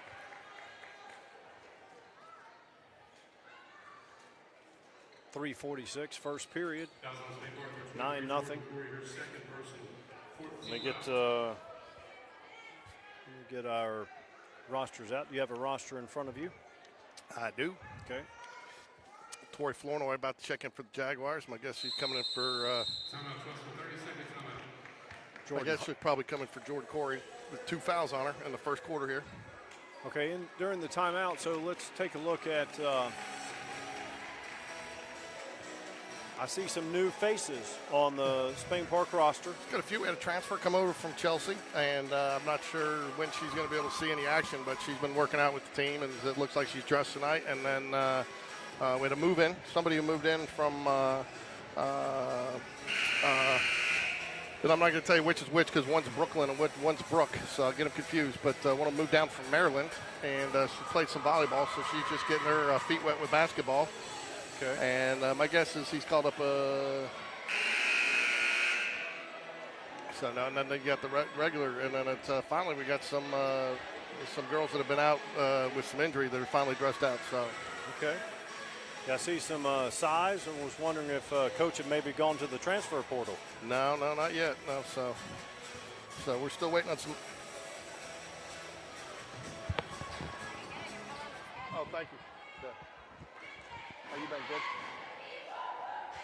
Okay, here's number 2, Jordan Hunter at the line, misses the free throw. That's going to be an over and back. Score is 9-0. Spain Park's struggling with some turnovers again here early. Much like the JV first half. Yeah, and I think they got to get a little bit more aggressive in their shots, in my opinion, in certain cases. I think they're almost sometimes looking for the best shot again instead of a good shot. Does that make sense? It does. I mean, that's an unforced error right there. Huh? Yeah, that's a... I mean, you just got a turnover, and then you do something silly by getting it. That's if you're going to make that pass there, you got to make it all the way into the backcourt. 3-point attempt. No good. Offensive rebound put back by number 30, Howard. No good. MC with the ball. She gets it to Ava. She better go. Coach gets a timeout. As I say, we're looking at a 10-second call there. 30-second timeout. So we're looking at a 10-second call. So, I mean, Trussville is one of the best teams in the state. So with Jordan Hunter, who is probably one of the best players in the state, and I believe she's committed to Auburn. Yeah, we saw her last year. She was solid.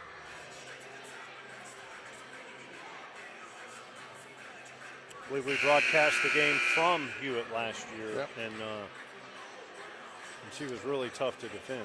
I tell you, I don't know what it is about Hewitt and about Hoover, but I tried to broadcast from Hewitt this year when we had that Saturday game, and their internet signal was the worst. Those are the two worst places we try to broadcast from. It's tough. I'm surprised we don't have more issues in gyms just because of the actual facility of the building. But I remember Hoover, we had to just do it on tape recorded.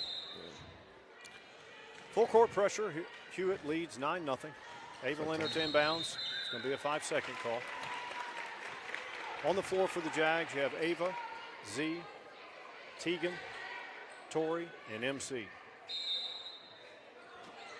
That was a travel out of bounds, and they did not call it.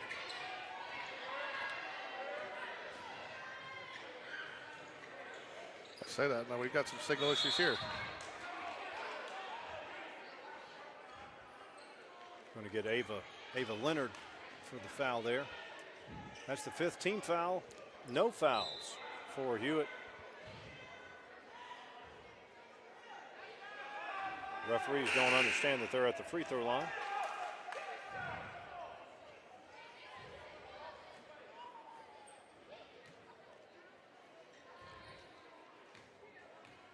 At the line, number 12, Lauren Holly, to shoot 2.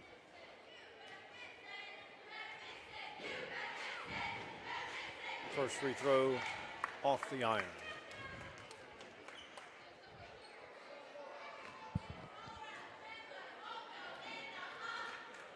Second free throw, good. Hewitt 10, Spain Park nothing. 3:10 remaining in the first. Z has it. Back to Nyla.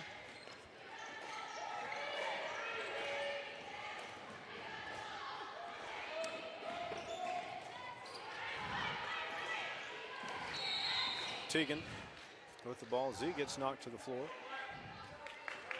First team foul for the Huskies.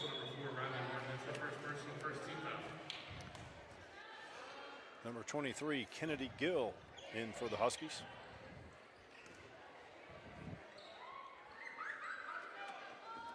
Nyla to inbounds. She bounce passes it to Z, back to Nyla.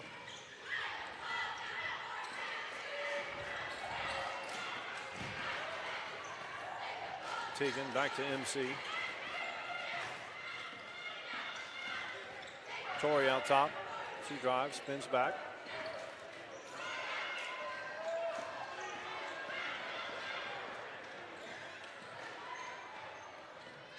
See, out to Nyla. Really tough half-court defense from Hewitt. Nyla draws a second foul.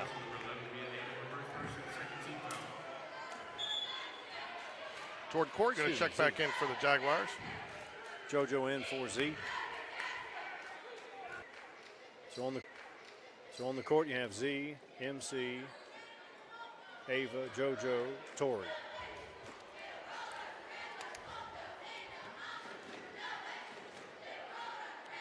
Second free throw is on the way. It is also no good. That's going to be Spain Park ball.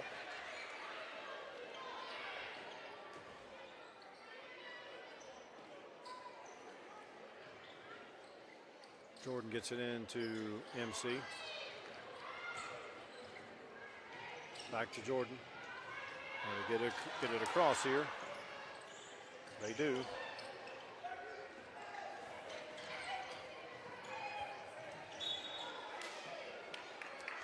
Spain Park turnover.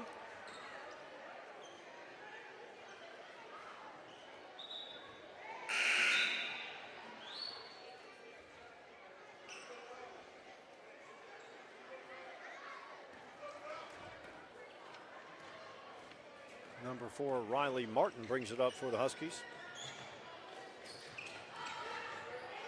Martin has it again. She drives, running one-hander. No good, but she gets her rebound. Hunter to the right wing, down low. Hunter for 3.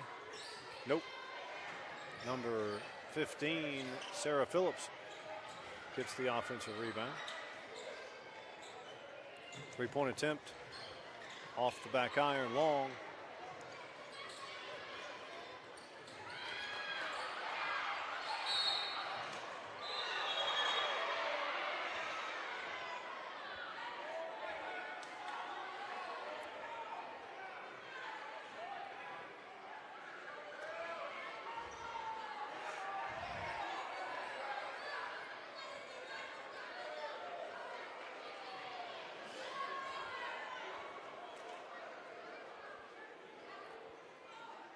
Officials conferring whether it's going to be a double foul.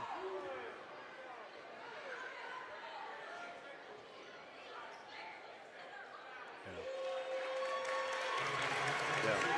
I believe that's the correct call. I do too.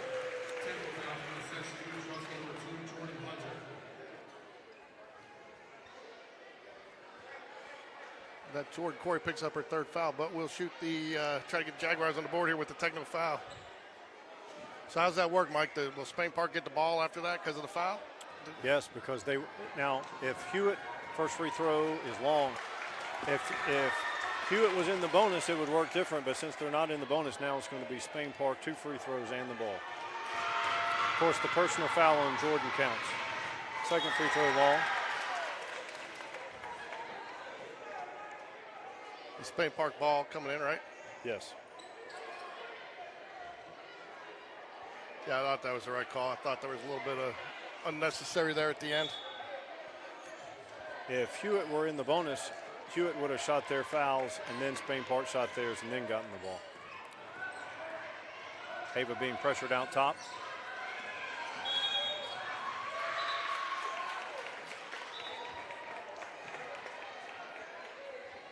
Five-second call. Uh-oh. Coming back. Lost the feet. Don't worry, folks.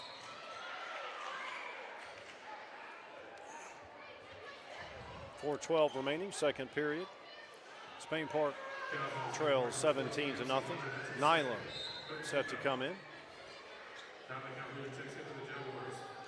MC taking a break. Nyla, JoJo, Z, Ava, Tori on the court for the Jags.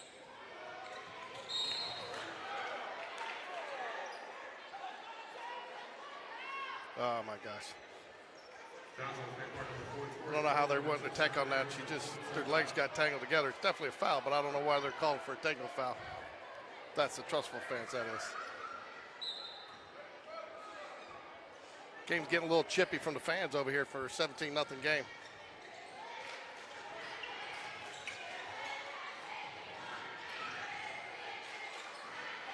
Quick ball movement for the Huskies. Here's Hunter. She drives, dishes down low. Nice dish, but number 30, Ashlyn Howard, does not finish. Nyla has the ball. Nice pass ahead from Ava. Another turnover. Looks like we're going to have a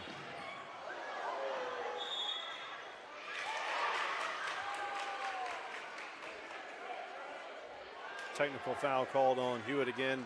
Z's been on the floor a lot tonight.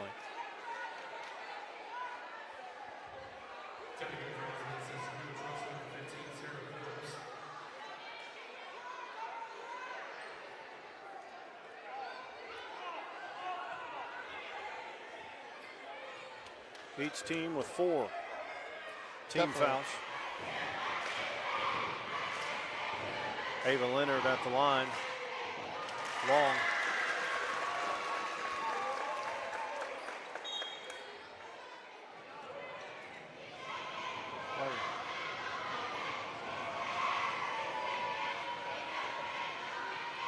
Tough night at the stripe for the Jags. Yes. Second free throw, good. Spain Park is on the board. 3:38 remaining, Jaguar ball. Tegan will inbounds. Have Tegan, Nyla, Ava, Tori, Z.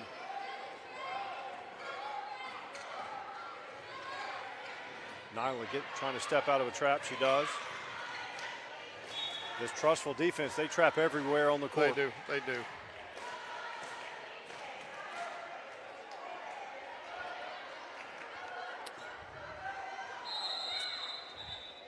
It's hard to find a safe zone against this defense. And whether they're playing a half-court zone or man-to-man, they trap out of both of them. Yeah, 14 fouls apiece. Unfortunately, I believe you're going to see Spain Park end up having to play Trussville again, because the way I believe area is going to work out is still Trussville will be the 1 seed, Spain Park will be the 4. So Trussville will be 1, Chelsea would be 2? Chelsea will be 2, Oak Mountain 3, because we split with Oak Mountain, but they end up with head-to-head on common opponents. I saw Chelsea's ranked pretty high.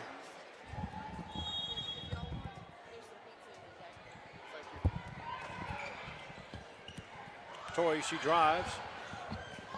Ava Leonard for 3. Yes, count it. 7th grader knocks down the 3. She's got all 4 points for Spain Park. Nice spin move there by number 1, Burton. 3-point attempt off the mark. Z, big rebound. Z's playing like it's senior night. She's been on the floor. She's drawn multiple flat fouls. Been really solid on the boards. Ava for 3. We got a future Lady Jaguars sitting right here for senior night. You want to say something to the fans at home? No?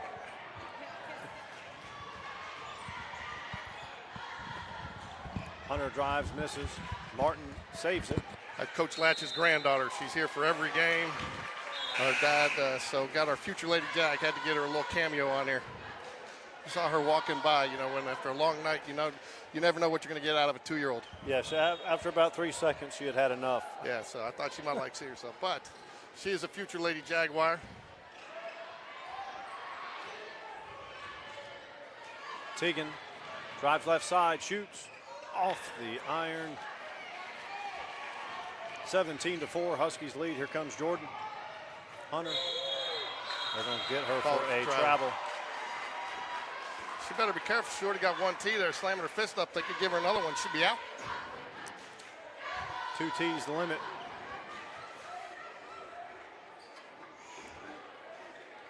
Do you recall who got the other technical foul for the Huskies? 23 or 25. Let's see for them.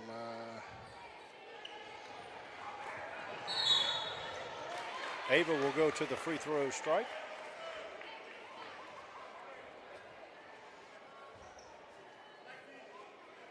Again, as poorly as the Jags have played with the turnovers, and I wouldn't even say poorly, I mean, this is only a 17-4 game. Yeah. I mean, the Jags have been playing tight on the defensive end, and I think you got to give credit to Z for the way she's come in and fought for those boards. Ava toes the line, knocks it down. She's got all 5 points for the Jags. I believe the score it was 23. Kennedy Gill got their second technical. I believe the score at the end of the first period was 17-0. It was. So they were almost 6 minutes of holding Trussville scoreless. Ava's second free throw in and out. Z in the mix again. Right call there, though. The official right on it. Z's doing the yeoman's work. Been on the floor multiple times, several boards. Almost had a board there. Officials confer here again.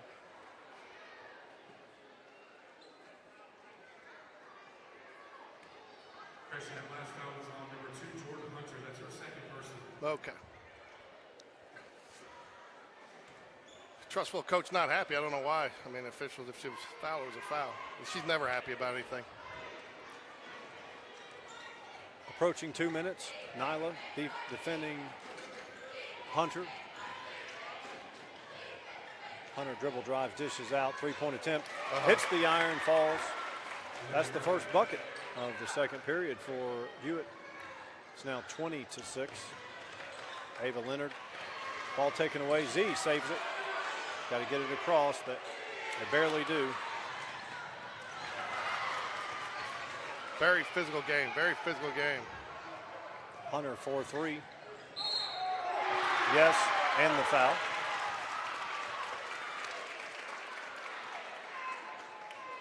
Very physical game. Ava Leonard came up a little bit slow there, still holding her arm.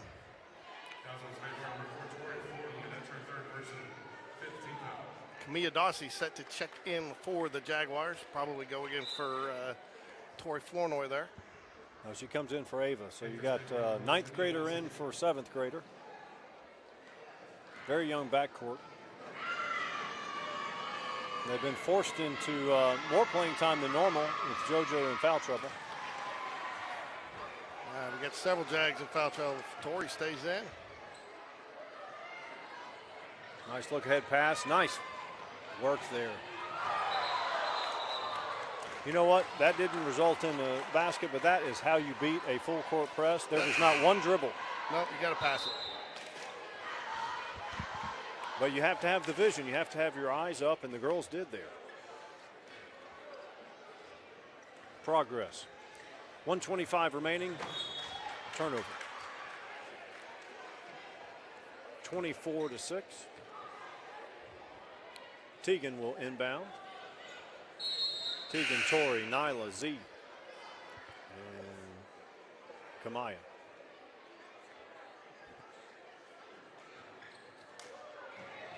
Gets it into Z, back to Teagan. Nyla, back to Teagan. Got to get it across, girls. Got a girl. Tori, left wing. We're getting a little more patient on that press too, Mike. You know? Yep. Teagan will go to the charity line. strike. See if we can't improve on our free throw percentage. So. Really enjoyed the setup up here a little bit better, Mike. A little easier to call the game. I like being able to stand up when I can for as long as I can. And then what's that, 5 minutes? Some days.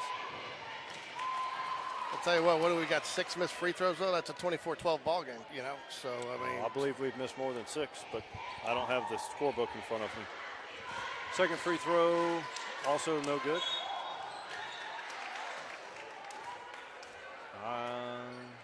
Let's see who they call this on. I think it's going to be on Z from her reaction. No, they called it on Tori. Wow, that's her fourth. Because Z didn't do anything. I hope we see some students start to file in here, man. I'll be disappointed if we don't get some students in.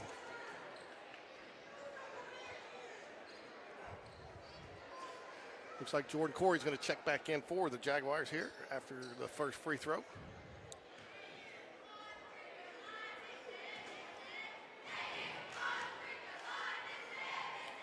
Free throw rattles out.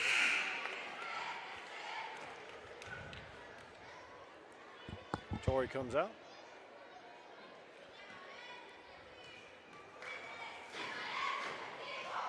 Second free throw is good. Teagan to inbound. She gets it to Z. Back to Teagan. Over to Jordan. Good eyes.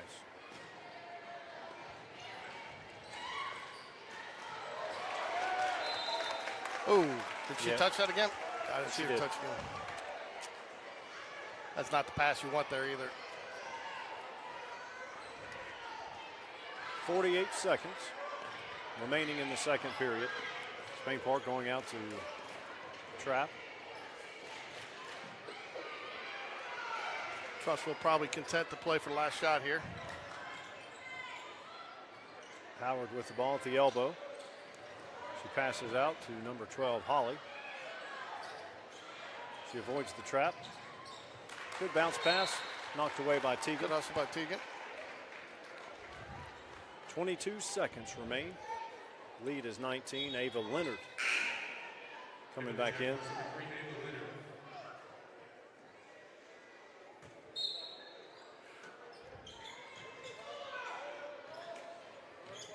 Good inbounds play.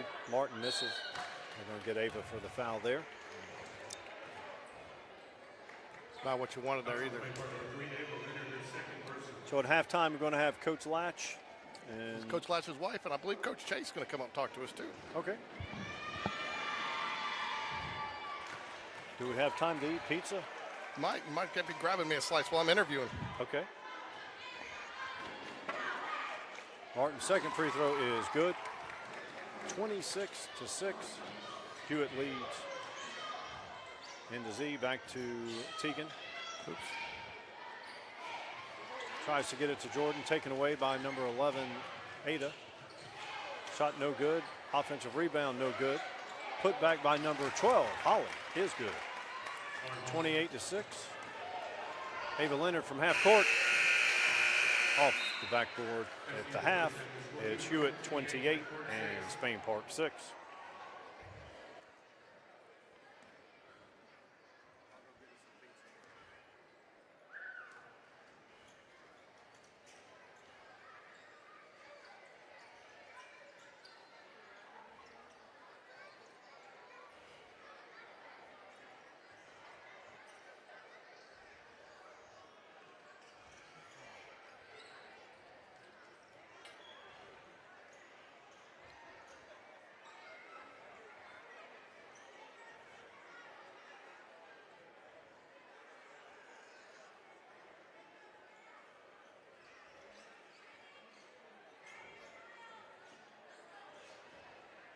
Fans, please welcome to the court our Spain Park cheerleaders and the youth cheer participants.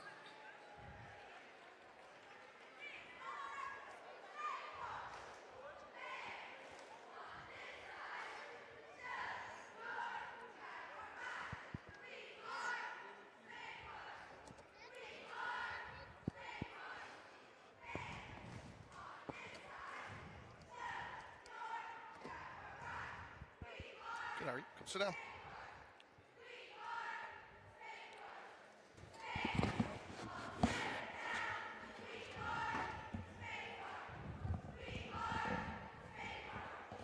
There we go.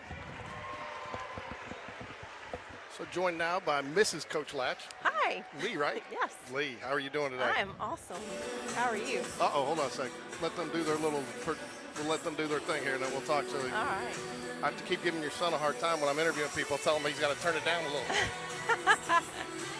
If that doesn't work, I'll help you out. There you go. Well, I figure with 9 grandkids running around, you guys are used to loud. We are, but actually William was our loudest middle child. And I guess that's why he was loud, because he was always needing to be heard. But you see how it's paying off now. Loves to announce. And you guys could field your own basketball team with 2 on the bench, right? 7 kids? Yes, yes. And now we're almost 9 grandkids. All right, you got 1 more on the way, right? Yes. Yes. It's so amazing. You guys can, a couple of years, you'll be fielding your own full court teams. We'll do it. At We'll the take holidays. it. It's such a blessing. It really is. We So- never planned to have a big family, but here we are. Well, you guys got a lot of basketball in the family, right? You got Yes. one son as assistant coach up at Lee. Yes, Another one that's an athletic director down at he was up at Lee, and now he's athletic director at Bay County, correct? that's correct. So You're and then, doing good. And then you got your daughter, who's assistant coach up at UAH. That's correct. You guys were over at so just about every night you guys are doing something We have basketball. yes, game all the time. And then lots of travel. I also understand you guys go up on a lot of weekends to go see the boys play up at Lee. We do. We are everywhere. We have another child that coaches at Jackson Prep in Mississippi, so it pretty much is basketball all the time. And even when it's not basketball season, we are thinking basketball. We are preparing, for the next season to come. All of us are, and it's just a family thing. Yeah, but your family, you got an even extended family of, another 30 or 35 kids, right? Because, I mean, you're as heavily into this program as your husband is.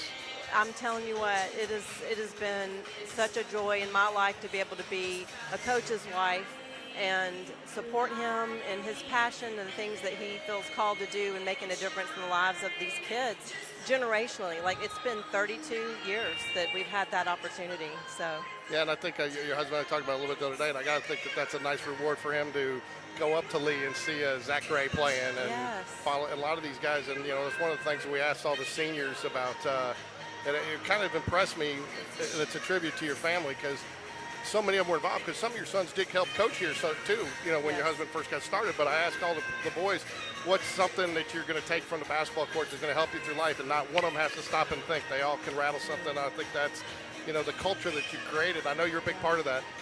Well, I will tell you, my husband, and my little bias, but he definitely is my hero. And he, I get that kind of coaching at home too, with life challenges, and his perspective is so forward. It's like next play. It's like be where your feet are. It's like make the most of every moment and every situation. And he's been such an encouragement to me in my life, and to be able to, walk through life with him and do this with him is such a gift. Yeah. Well, I'm sure I know we've talked about it before without getting too deep into the weeds. Those first 2 years were a little tough. When anytime you come into a program where they haven't been successful, you got to change a culture. Yes. So I know a lot of that. There were a lot of nights he came home and needed that support. Well, in life there are always challenges, but challenges and how you choose to deal with them, and how you choose to focus on hardships makes you a better person if you handle it the right way. And if you're just patient, things always work out like they're supposed to. I asked him last night on his show, which we're going to air later, but it's the player, it's senior night. It means a lot to them. They've worked so hard to get here. Parents, all the driving and getting them. But I think a lot of people don't think about the coaches and what this night means to them too, because it's a lot of their effort. That it's a reward for the effort. Not a reward, but it's kind of an opportunity to see what they've helped build. I would say it's a reward. It's emotional. Like my husband and the other coaches, they literally prepare every moment of every day all year long. And my two favorite events during the year, other than the big games, is senior night and also the banquet at the end of the year, because you go from senior night to the banquet at the end of the year and you can see the progression, and it's such a joy and a gift to see these kids just really get it, they just get what we try to pour into them. So I talked to Coach last year a little bit, especially with the two older boys, and I said, do you guys talk a lot of basketball at home? And he said, not really. He says, he's really tried to be disciplined about, basketball's on the court, but at home he's a dad. Is he as good as that with you as he is with the boys and the girls? 100%, and he has to be intentional with that, I know. Because I know he's constantly thinking, his mind's constantly going, so that takes great effort on his part. I've never felt like he brought any kind of frustration or anger home. Losing a game is not devastating. He likes to win, but what's devastating is when you lose a kid. Right. That to us is more, in the grand scheme of things, that perspective on life is more important than, losing a game. Now, we can take these losses or maybe some ways that we aren't playing great and use just simple basic skills to try to teach life lessons on the court. So when they graduate and leave this program, they're coming back saying, Coach, Mama Latch, you will not believe how this helped me and how I had to make this hard decision, or how, my mother got cancer and I didn't know how to handle it, but yet what you taught me and how you loved me and how you poured into me on the court helped me in life. And that's the best part of our job. Yeah, and I think one of the things that we talk about a lot too is the culture, and it's, you don't ever feel like these are three teams, freshman, JV, and it's like, and I mean, it's almost like, and I think because you guys have such a big family, he brings that family atmosphere. Would you agree? Well, I would 100% agree, because every one of these players are our children. Like, we look at them like they're ours, and we've, got 7, so there's lots of different dynamics, temperaments, giftings, talents, abilities, and when you got a team, a basketball team, it's the same thing. So you got to love them intentionally in that way as well. Yeah, so He's had a lot of success. We're ready to get him that blue state, right? I'm telling you, that's the goal. That is the goal. I told everybody, I'm not going to tell you what I'm not going to say, I'm not going to jinx it, but I mean, I think, I will tell you, I've been around basketball up here for a long time, and didn't start as early with the boys because my daughters played, but the way, again, I think it was a real tribute to him, the way him and Coach Chase worked together to build a program, both boys and girls, and I think that culture, and he's just a great guy, and he does a lot for his players, and they respect him. It's teamwork, and it's about relationships. You know, everyone has a part, everyone has a role, everyone has a talent, a gift, and ability, and it's all, again, all of us trying to make this work for these kids, these students. That's what the priority is. And your family even runs deeper. You got Will doing the public address. You got your daughter-in-law, Rachel, who's the bookkeeper up here that's heavily involved. And she is the best. I will tell you, the girls were extremely disappointed years ago when your daughter got the job up at UAH. They loved her coaching when she was here for a period of time. She was great. It too. So. She had her first opportunity last night. Her head coach was sick and not able to make the trip down to play against University of Montevallo. So she was the head coach for University of Alabama Huntsville. But she played at University of Montevallo, so that was her first Gulf South Conference head coaching experience, and they won. So I was really excited for the team. So I know as a coach he's not supposed to get excited because, he's supposed to be cool and it's supposed to be what he's supposed to do, but how excited is he to have his first area tournament here? I'm trying to think of a word because it's beyond words. He is so excited excited's not even a big enough word. Like, he's so just thankful, grateful, excited for these kids and for Spain Park. I mean, like, it's a big deal.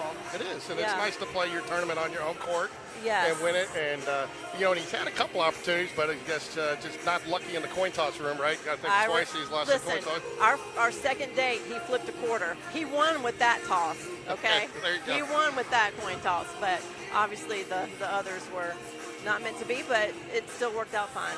Well, we're going to get ready for the second half here of the girls' game, but please join us again during the area tournament. Definitely. Thank you so much. Thank you. Thanks for joining us. Thank you.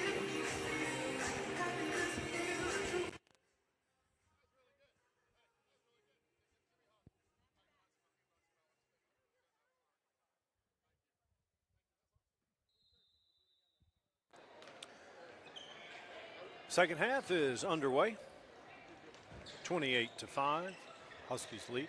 Mike, that was great to get a perspective from the coach's wife. It's a tough job. I only hope my wife will say the same, just as nice things about me. Don't count on it. I said I hope. Yeah, we can always hope, right? Hope and a prayer. So this is what Trussville did to us last time we played them. They came out with the full court pressure in the second half. It's kind of their MO.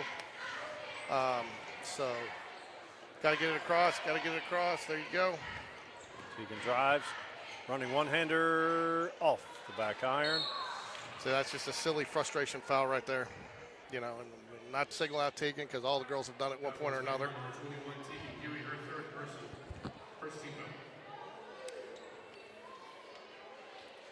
7:22 in the third. Hunter brings it up. She'll give it back to Ada.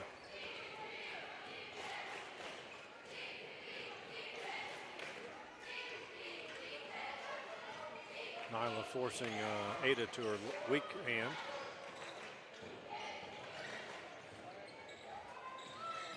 Hunter, cross court. Ada. Hunter.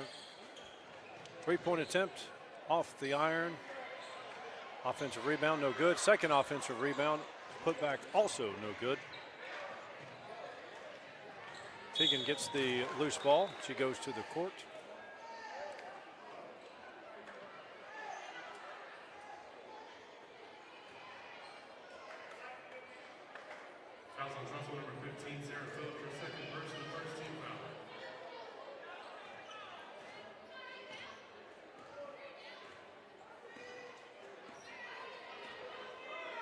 Ava gets it across.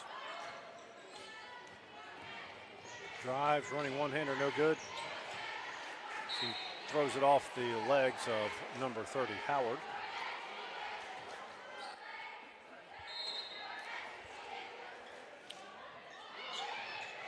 Jordan. Pass to the ankles there. Not a very good pass right there. Howard gets the lay-in. Not a very good pass there on the inbounds. Again, another unforced error. Again, another unforced error. Jordan Corey was wide open in the corner there. Z gets her hands on it. Ava gets the rebound.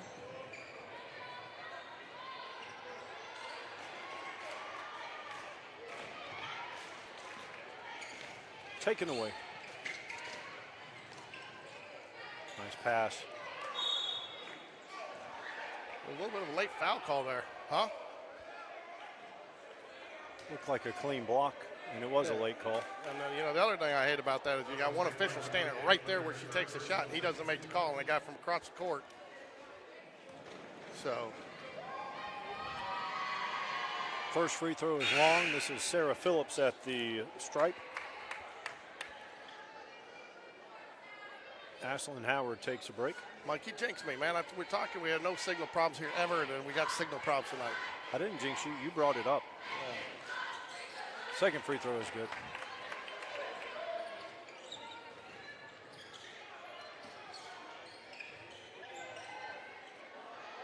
See, gets it across. Jordan, left wing.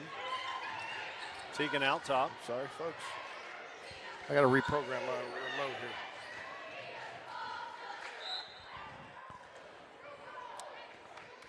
That's just a function. I think that's partly a function. You know, Trussville's just so fast. You got it. You know, they're just moving a little quicker than the ball. They take you out of your game.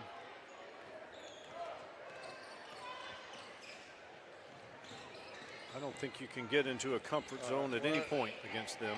Hold on a second, Mike. We got to.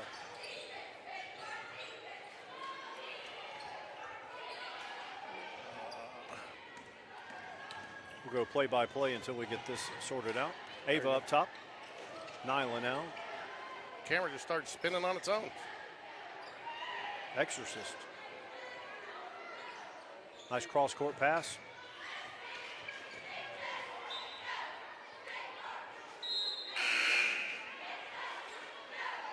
(33-5). Huskies lead. Sarah Phillips takes a break. There we go. 4:59 remaining in the third.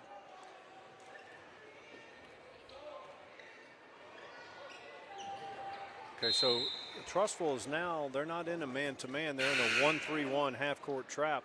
Checking in for space, number 14, MC Hunter.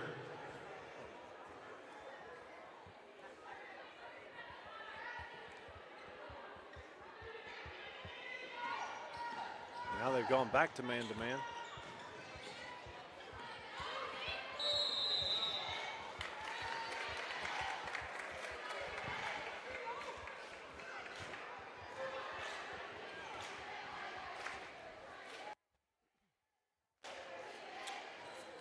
Hunter brings it up for the Huskies. Shoots a long three. Misses everything. 4:38 remaining in the third. Tegan to inbound. She gets it in to Jordan. Back to Tegan. Ava now to Z. He had numbers there. MC for three. Long. Martin gets the rebound. Tegan for three. Nothing but net. Three-pointer. Tegan Hewett.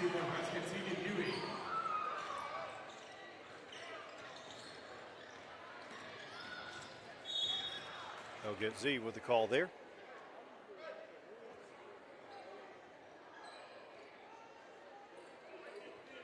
Fouls on space, part number 10, Z. Ava Gardner, second personal, third team foul.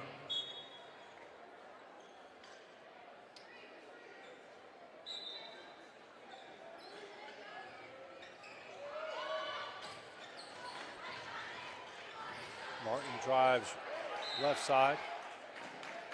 Contact, no call. 4:03 remaining in the third. Tegan to inbounds.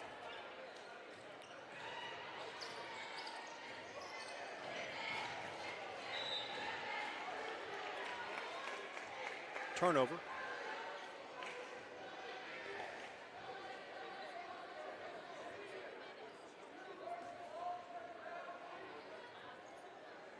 Hunter inbounds to Martin. Spain Park in a zone trap.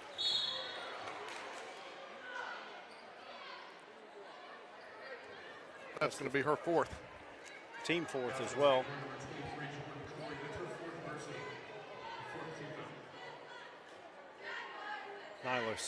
Nyla checks in for Jordan.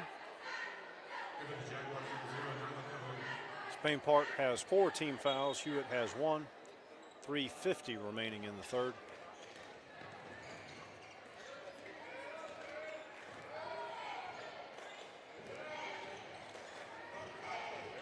Three-point attempt, in and out, no good. Hewitt gets the rebound. Z on the floor again.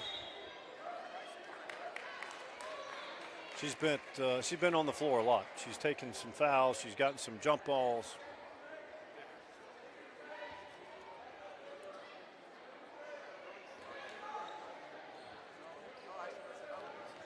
Ava back to Tegan. Back to Ava.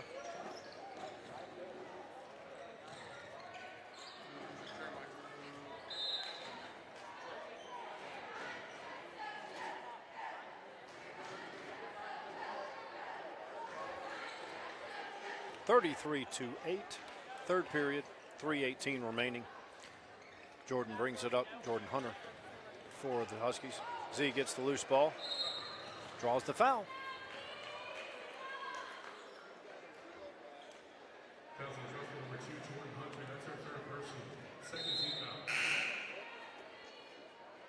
Riley Martin back in for the Huskies. Tegan to inbounds. Hewitt's not going full. Looks like they'll trap in the half court.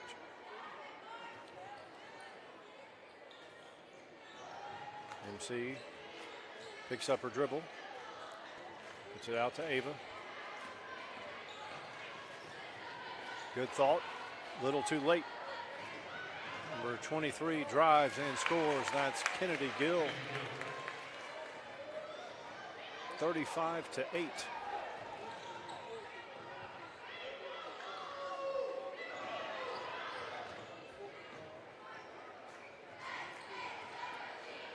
MC loses it on the baseline.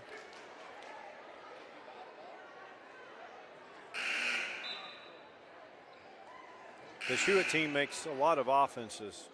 A lot of teams look out of sorts. They trap out of zone.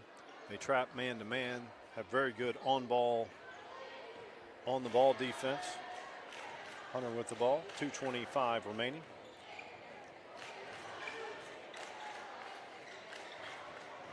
They try to get it down low to Ashlyn Howard.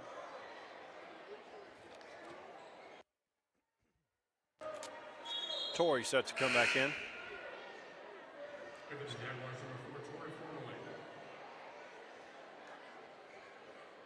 Tegan Huey will get a rest.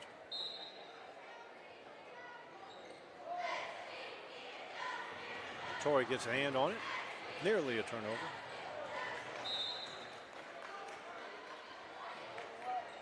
Spain Park ball. They're beating this full court press when they bring Z up to the free throw line extended. Just like that. Back to the inbouncer. Ava brings it up.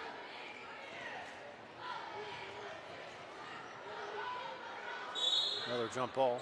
Shouldn't that have been a travel there, though, rolling around like that? Well, if you don't have control of the ball. Now, she had control there at the very end, I thought, but called a foul, not a jump ball.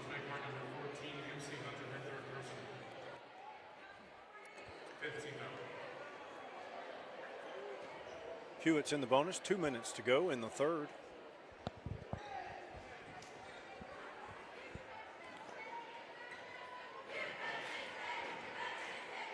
Lauren Holly at the line. First free throw is good. 36-8, third period.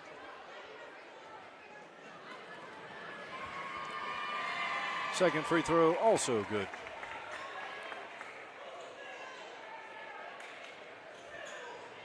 Hewitt's adjusted with their full court press. They've cut off that entry pass to Spain Park was getting to Z. Drive, score, and the foul, number 23, Kennedy Gill. will go to the line.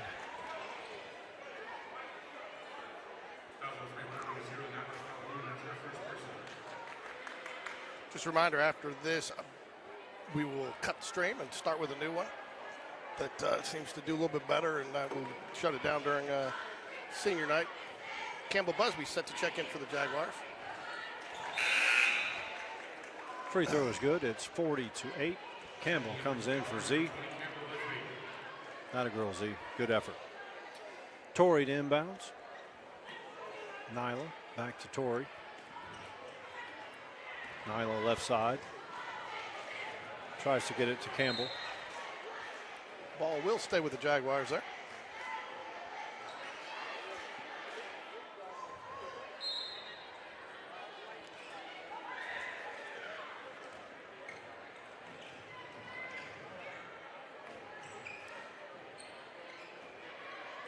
Nyla picks up her dribble, back to Ava. Ava being hawked by number 23, Kennedy Gill. Drive. Does not get it to go, but she'll go to the line. Minute 24 left here in the third.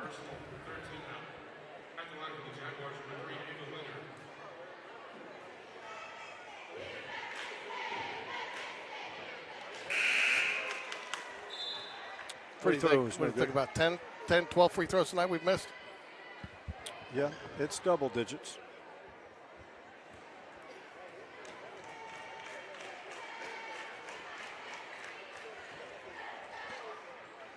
Second free throw is good. It's 40-9. I believe Ava has 6 points.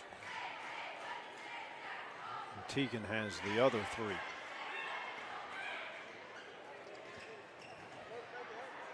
Good hands, MC.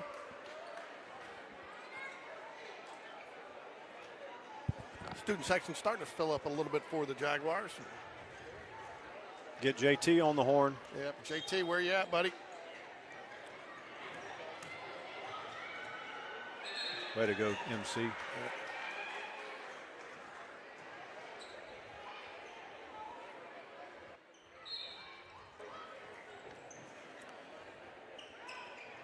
Inbounds to Hunter. They're going to call MC for a foul, I believe. Yeah.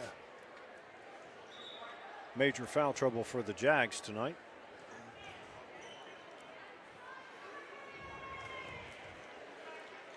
And Jordan Hunter, a little extra dancing there. I think trying to get a little bit more out of that than I think she's still a little upset about that technical in the first half. Free throw off the front iron. JoJo comes in for Torrey.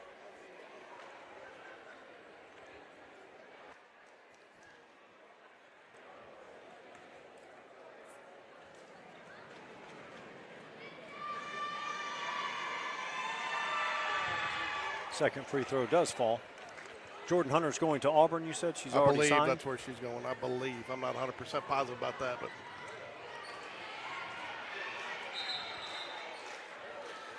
that's, again, she's got to pass that up a little bit earlier. She loves that sideline. You know, I think next year she'll be better on that.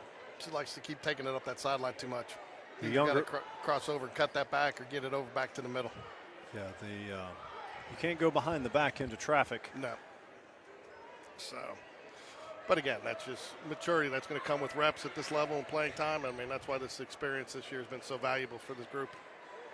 And Ava specifically is a 7th grader, so not many 7th graders can handle the heat of this type of pressure that Hewitt's putting on.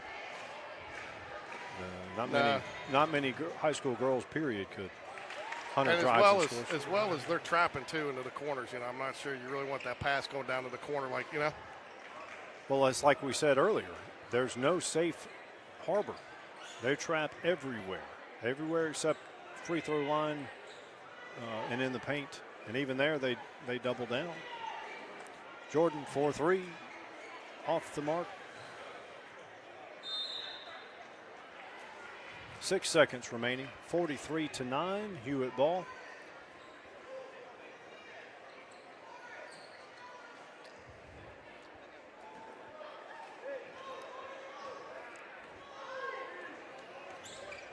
Deep three, No good.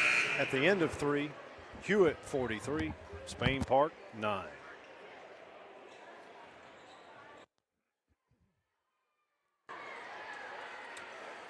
Spain Park cheerleaders out on the court.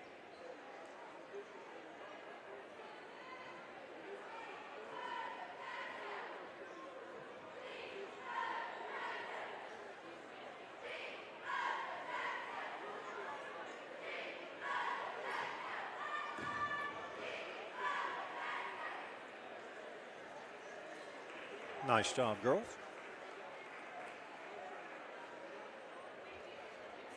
Spain Park cheerleaders about a little less than 2 weeks away from the national championships down in Orlando. Last year, the girls finished 6th in game day nationally and 17th in traditional. 4th and final period coming up. Huskies lead by 34.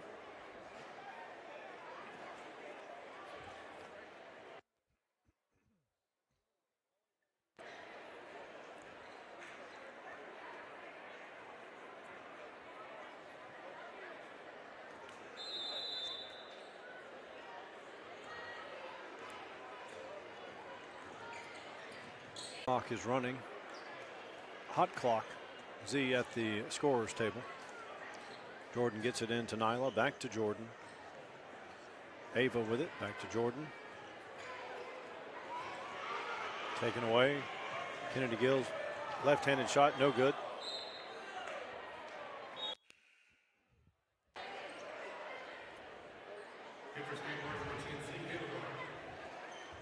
Back with you, Mike. Sorry, I had to walk away for a second. We got a hot clock in the fourth quarter, 43-9. Teagan will inbounds.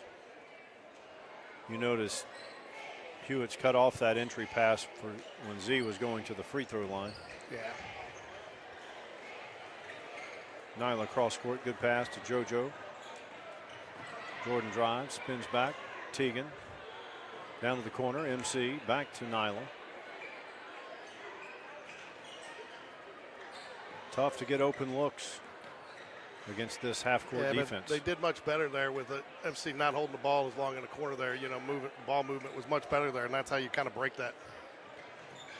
Right, like Teagan that. for 3, in and out, no good. Z with the offensive rebound, puts it on the floor, no good.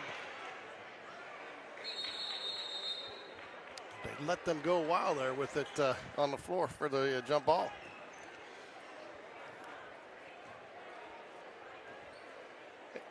Nyla Calhoun will inbound for the Jaguars.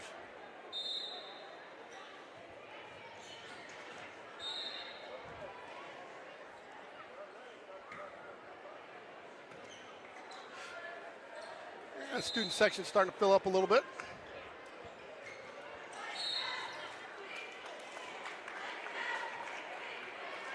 What was the call there? They called Z for a foul. I was not watching her at that exact moment. No, I didn't see it either.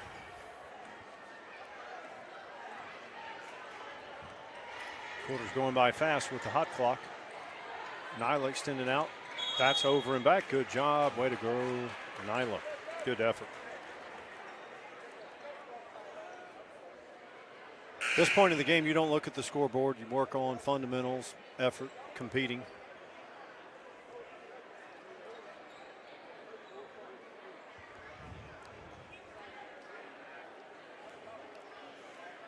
Trussville only dresses 9, so got a lot of starters out here. Teagan saves it. Nyla down to JoJo. Taken away.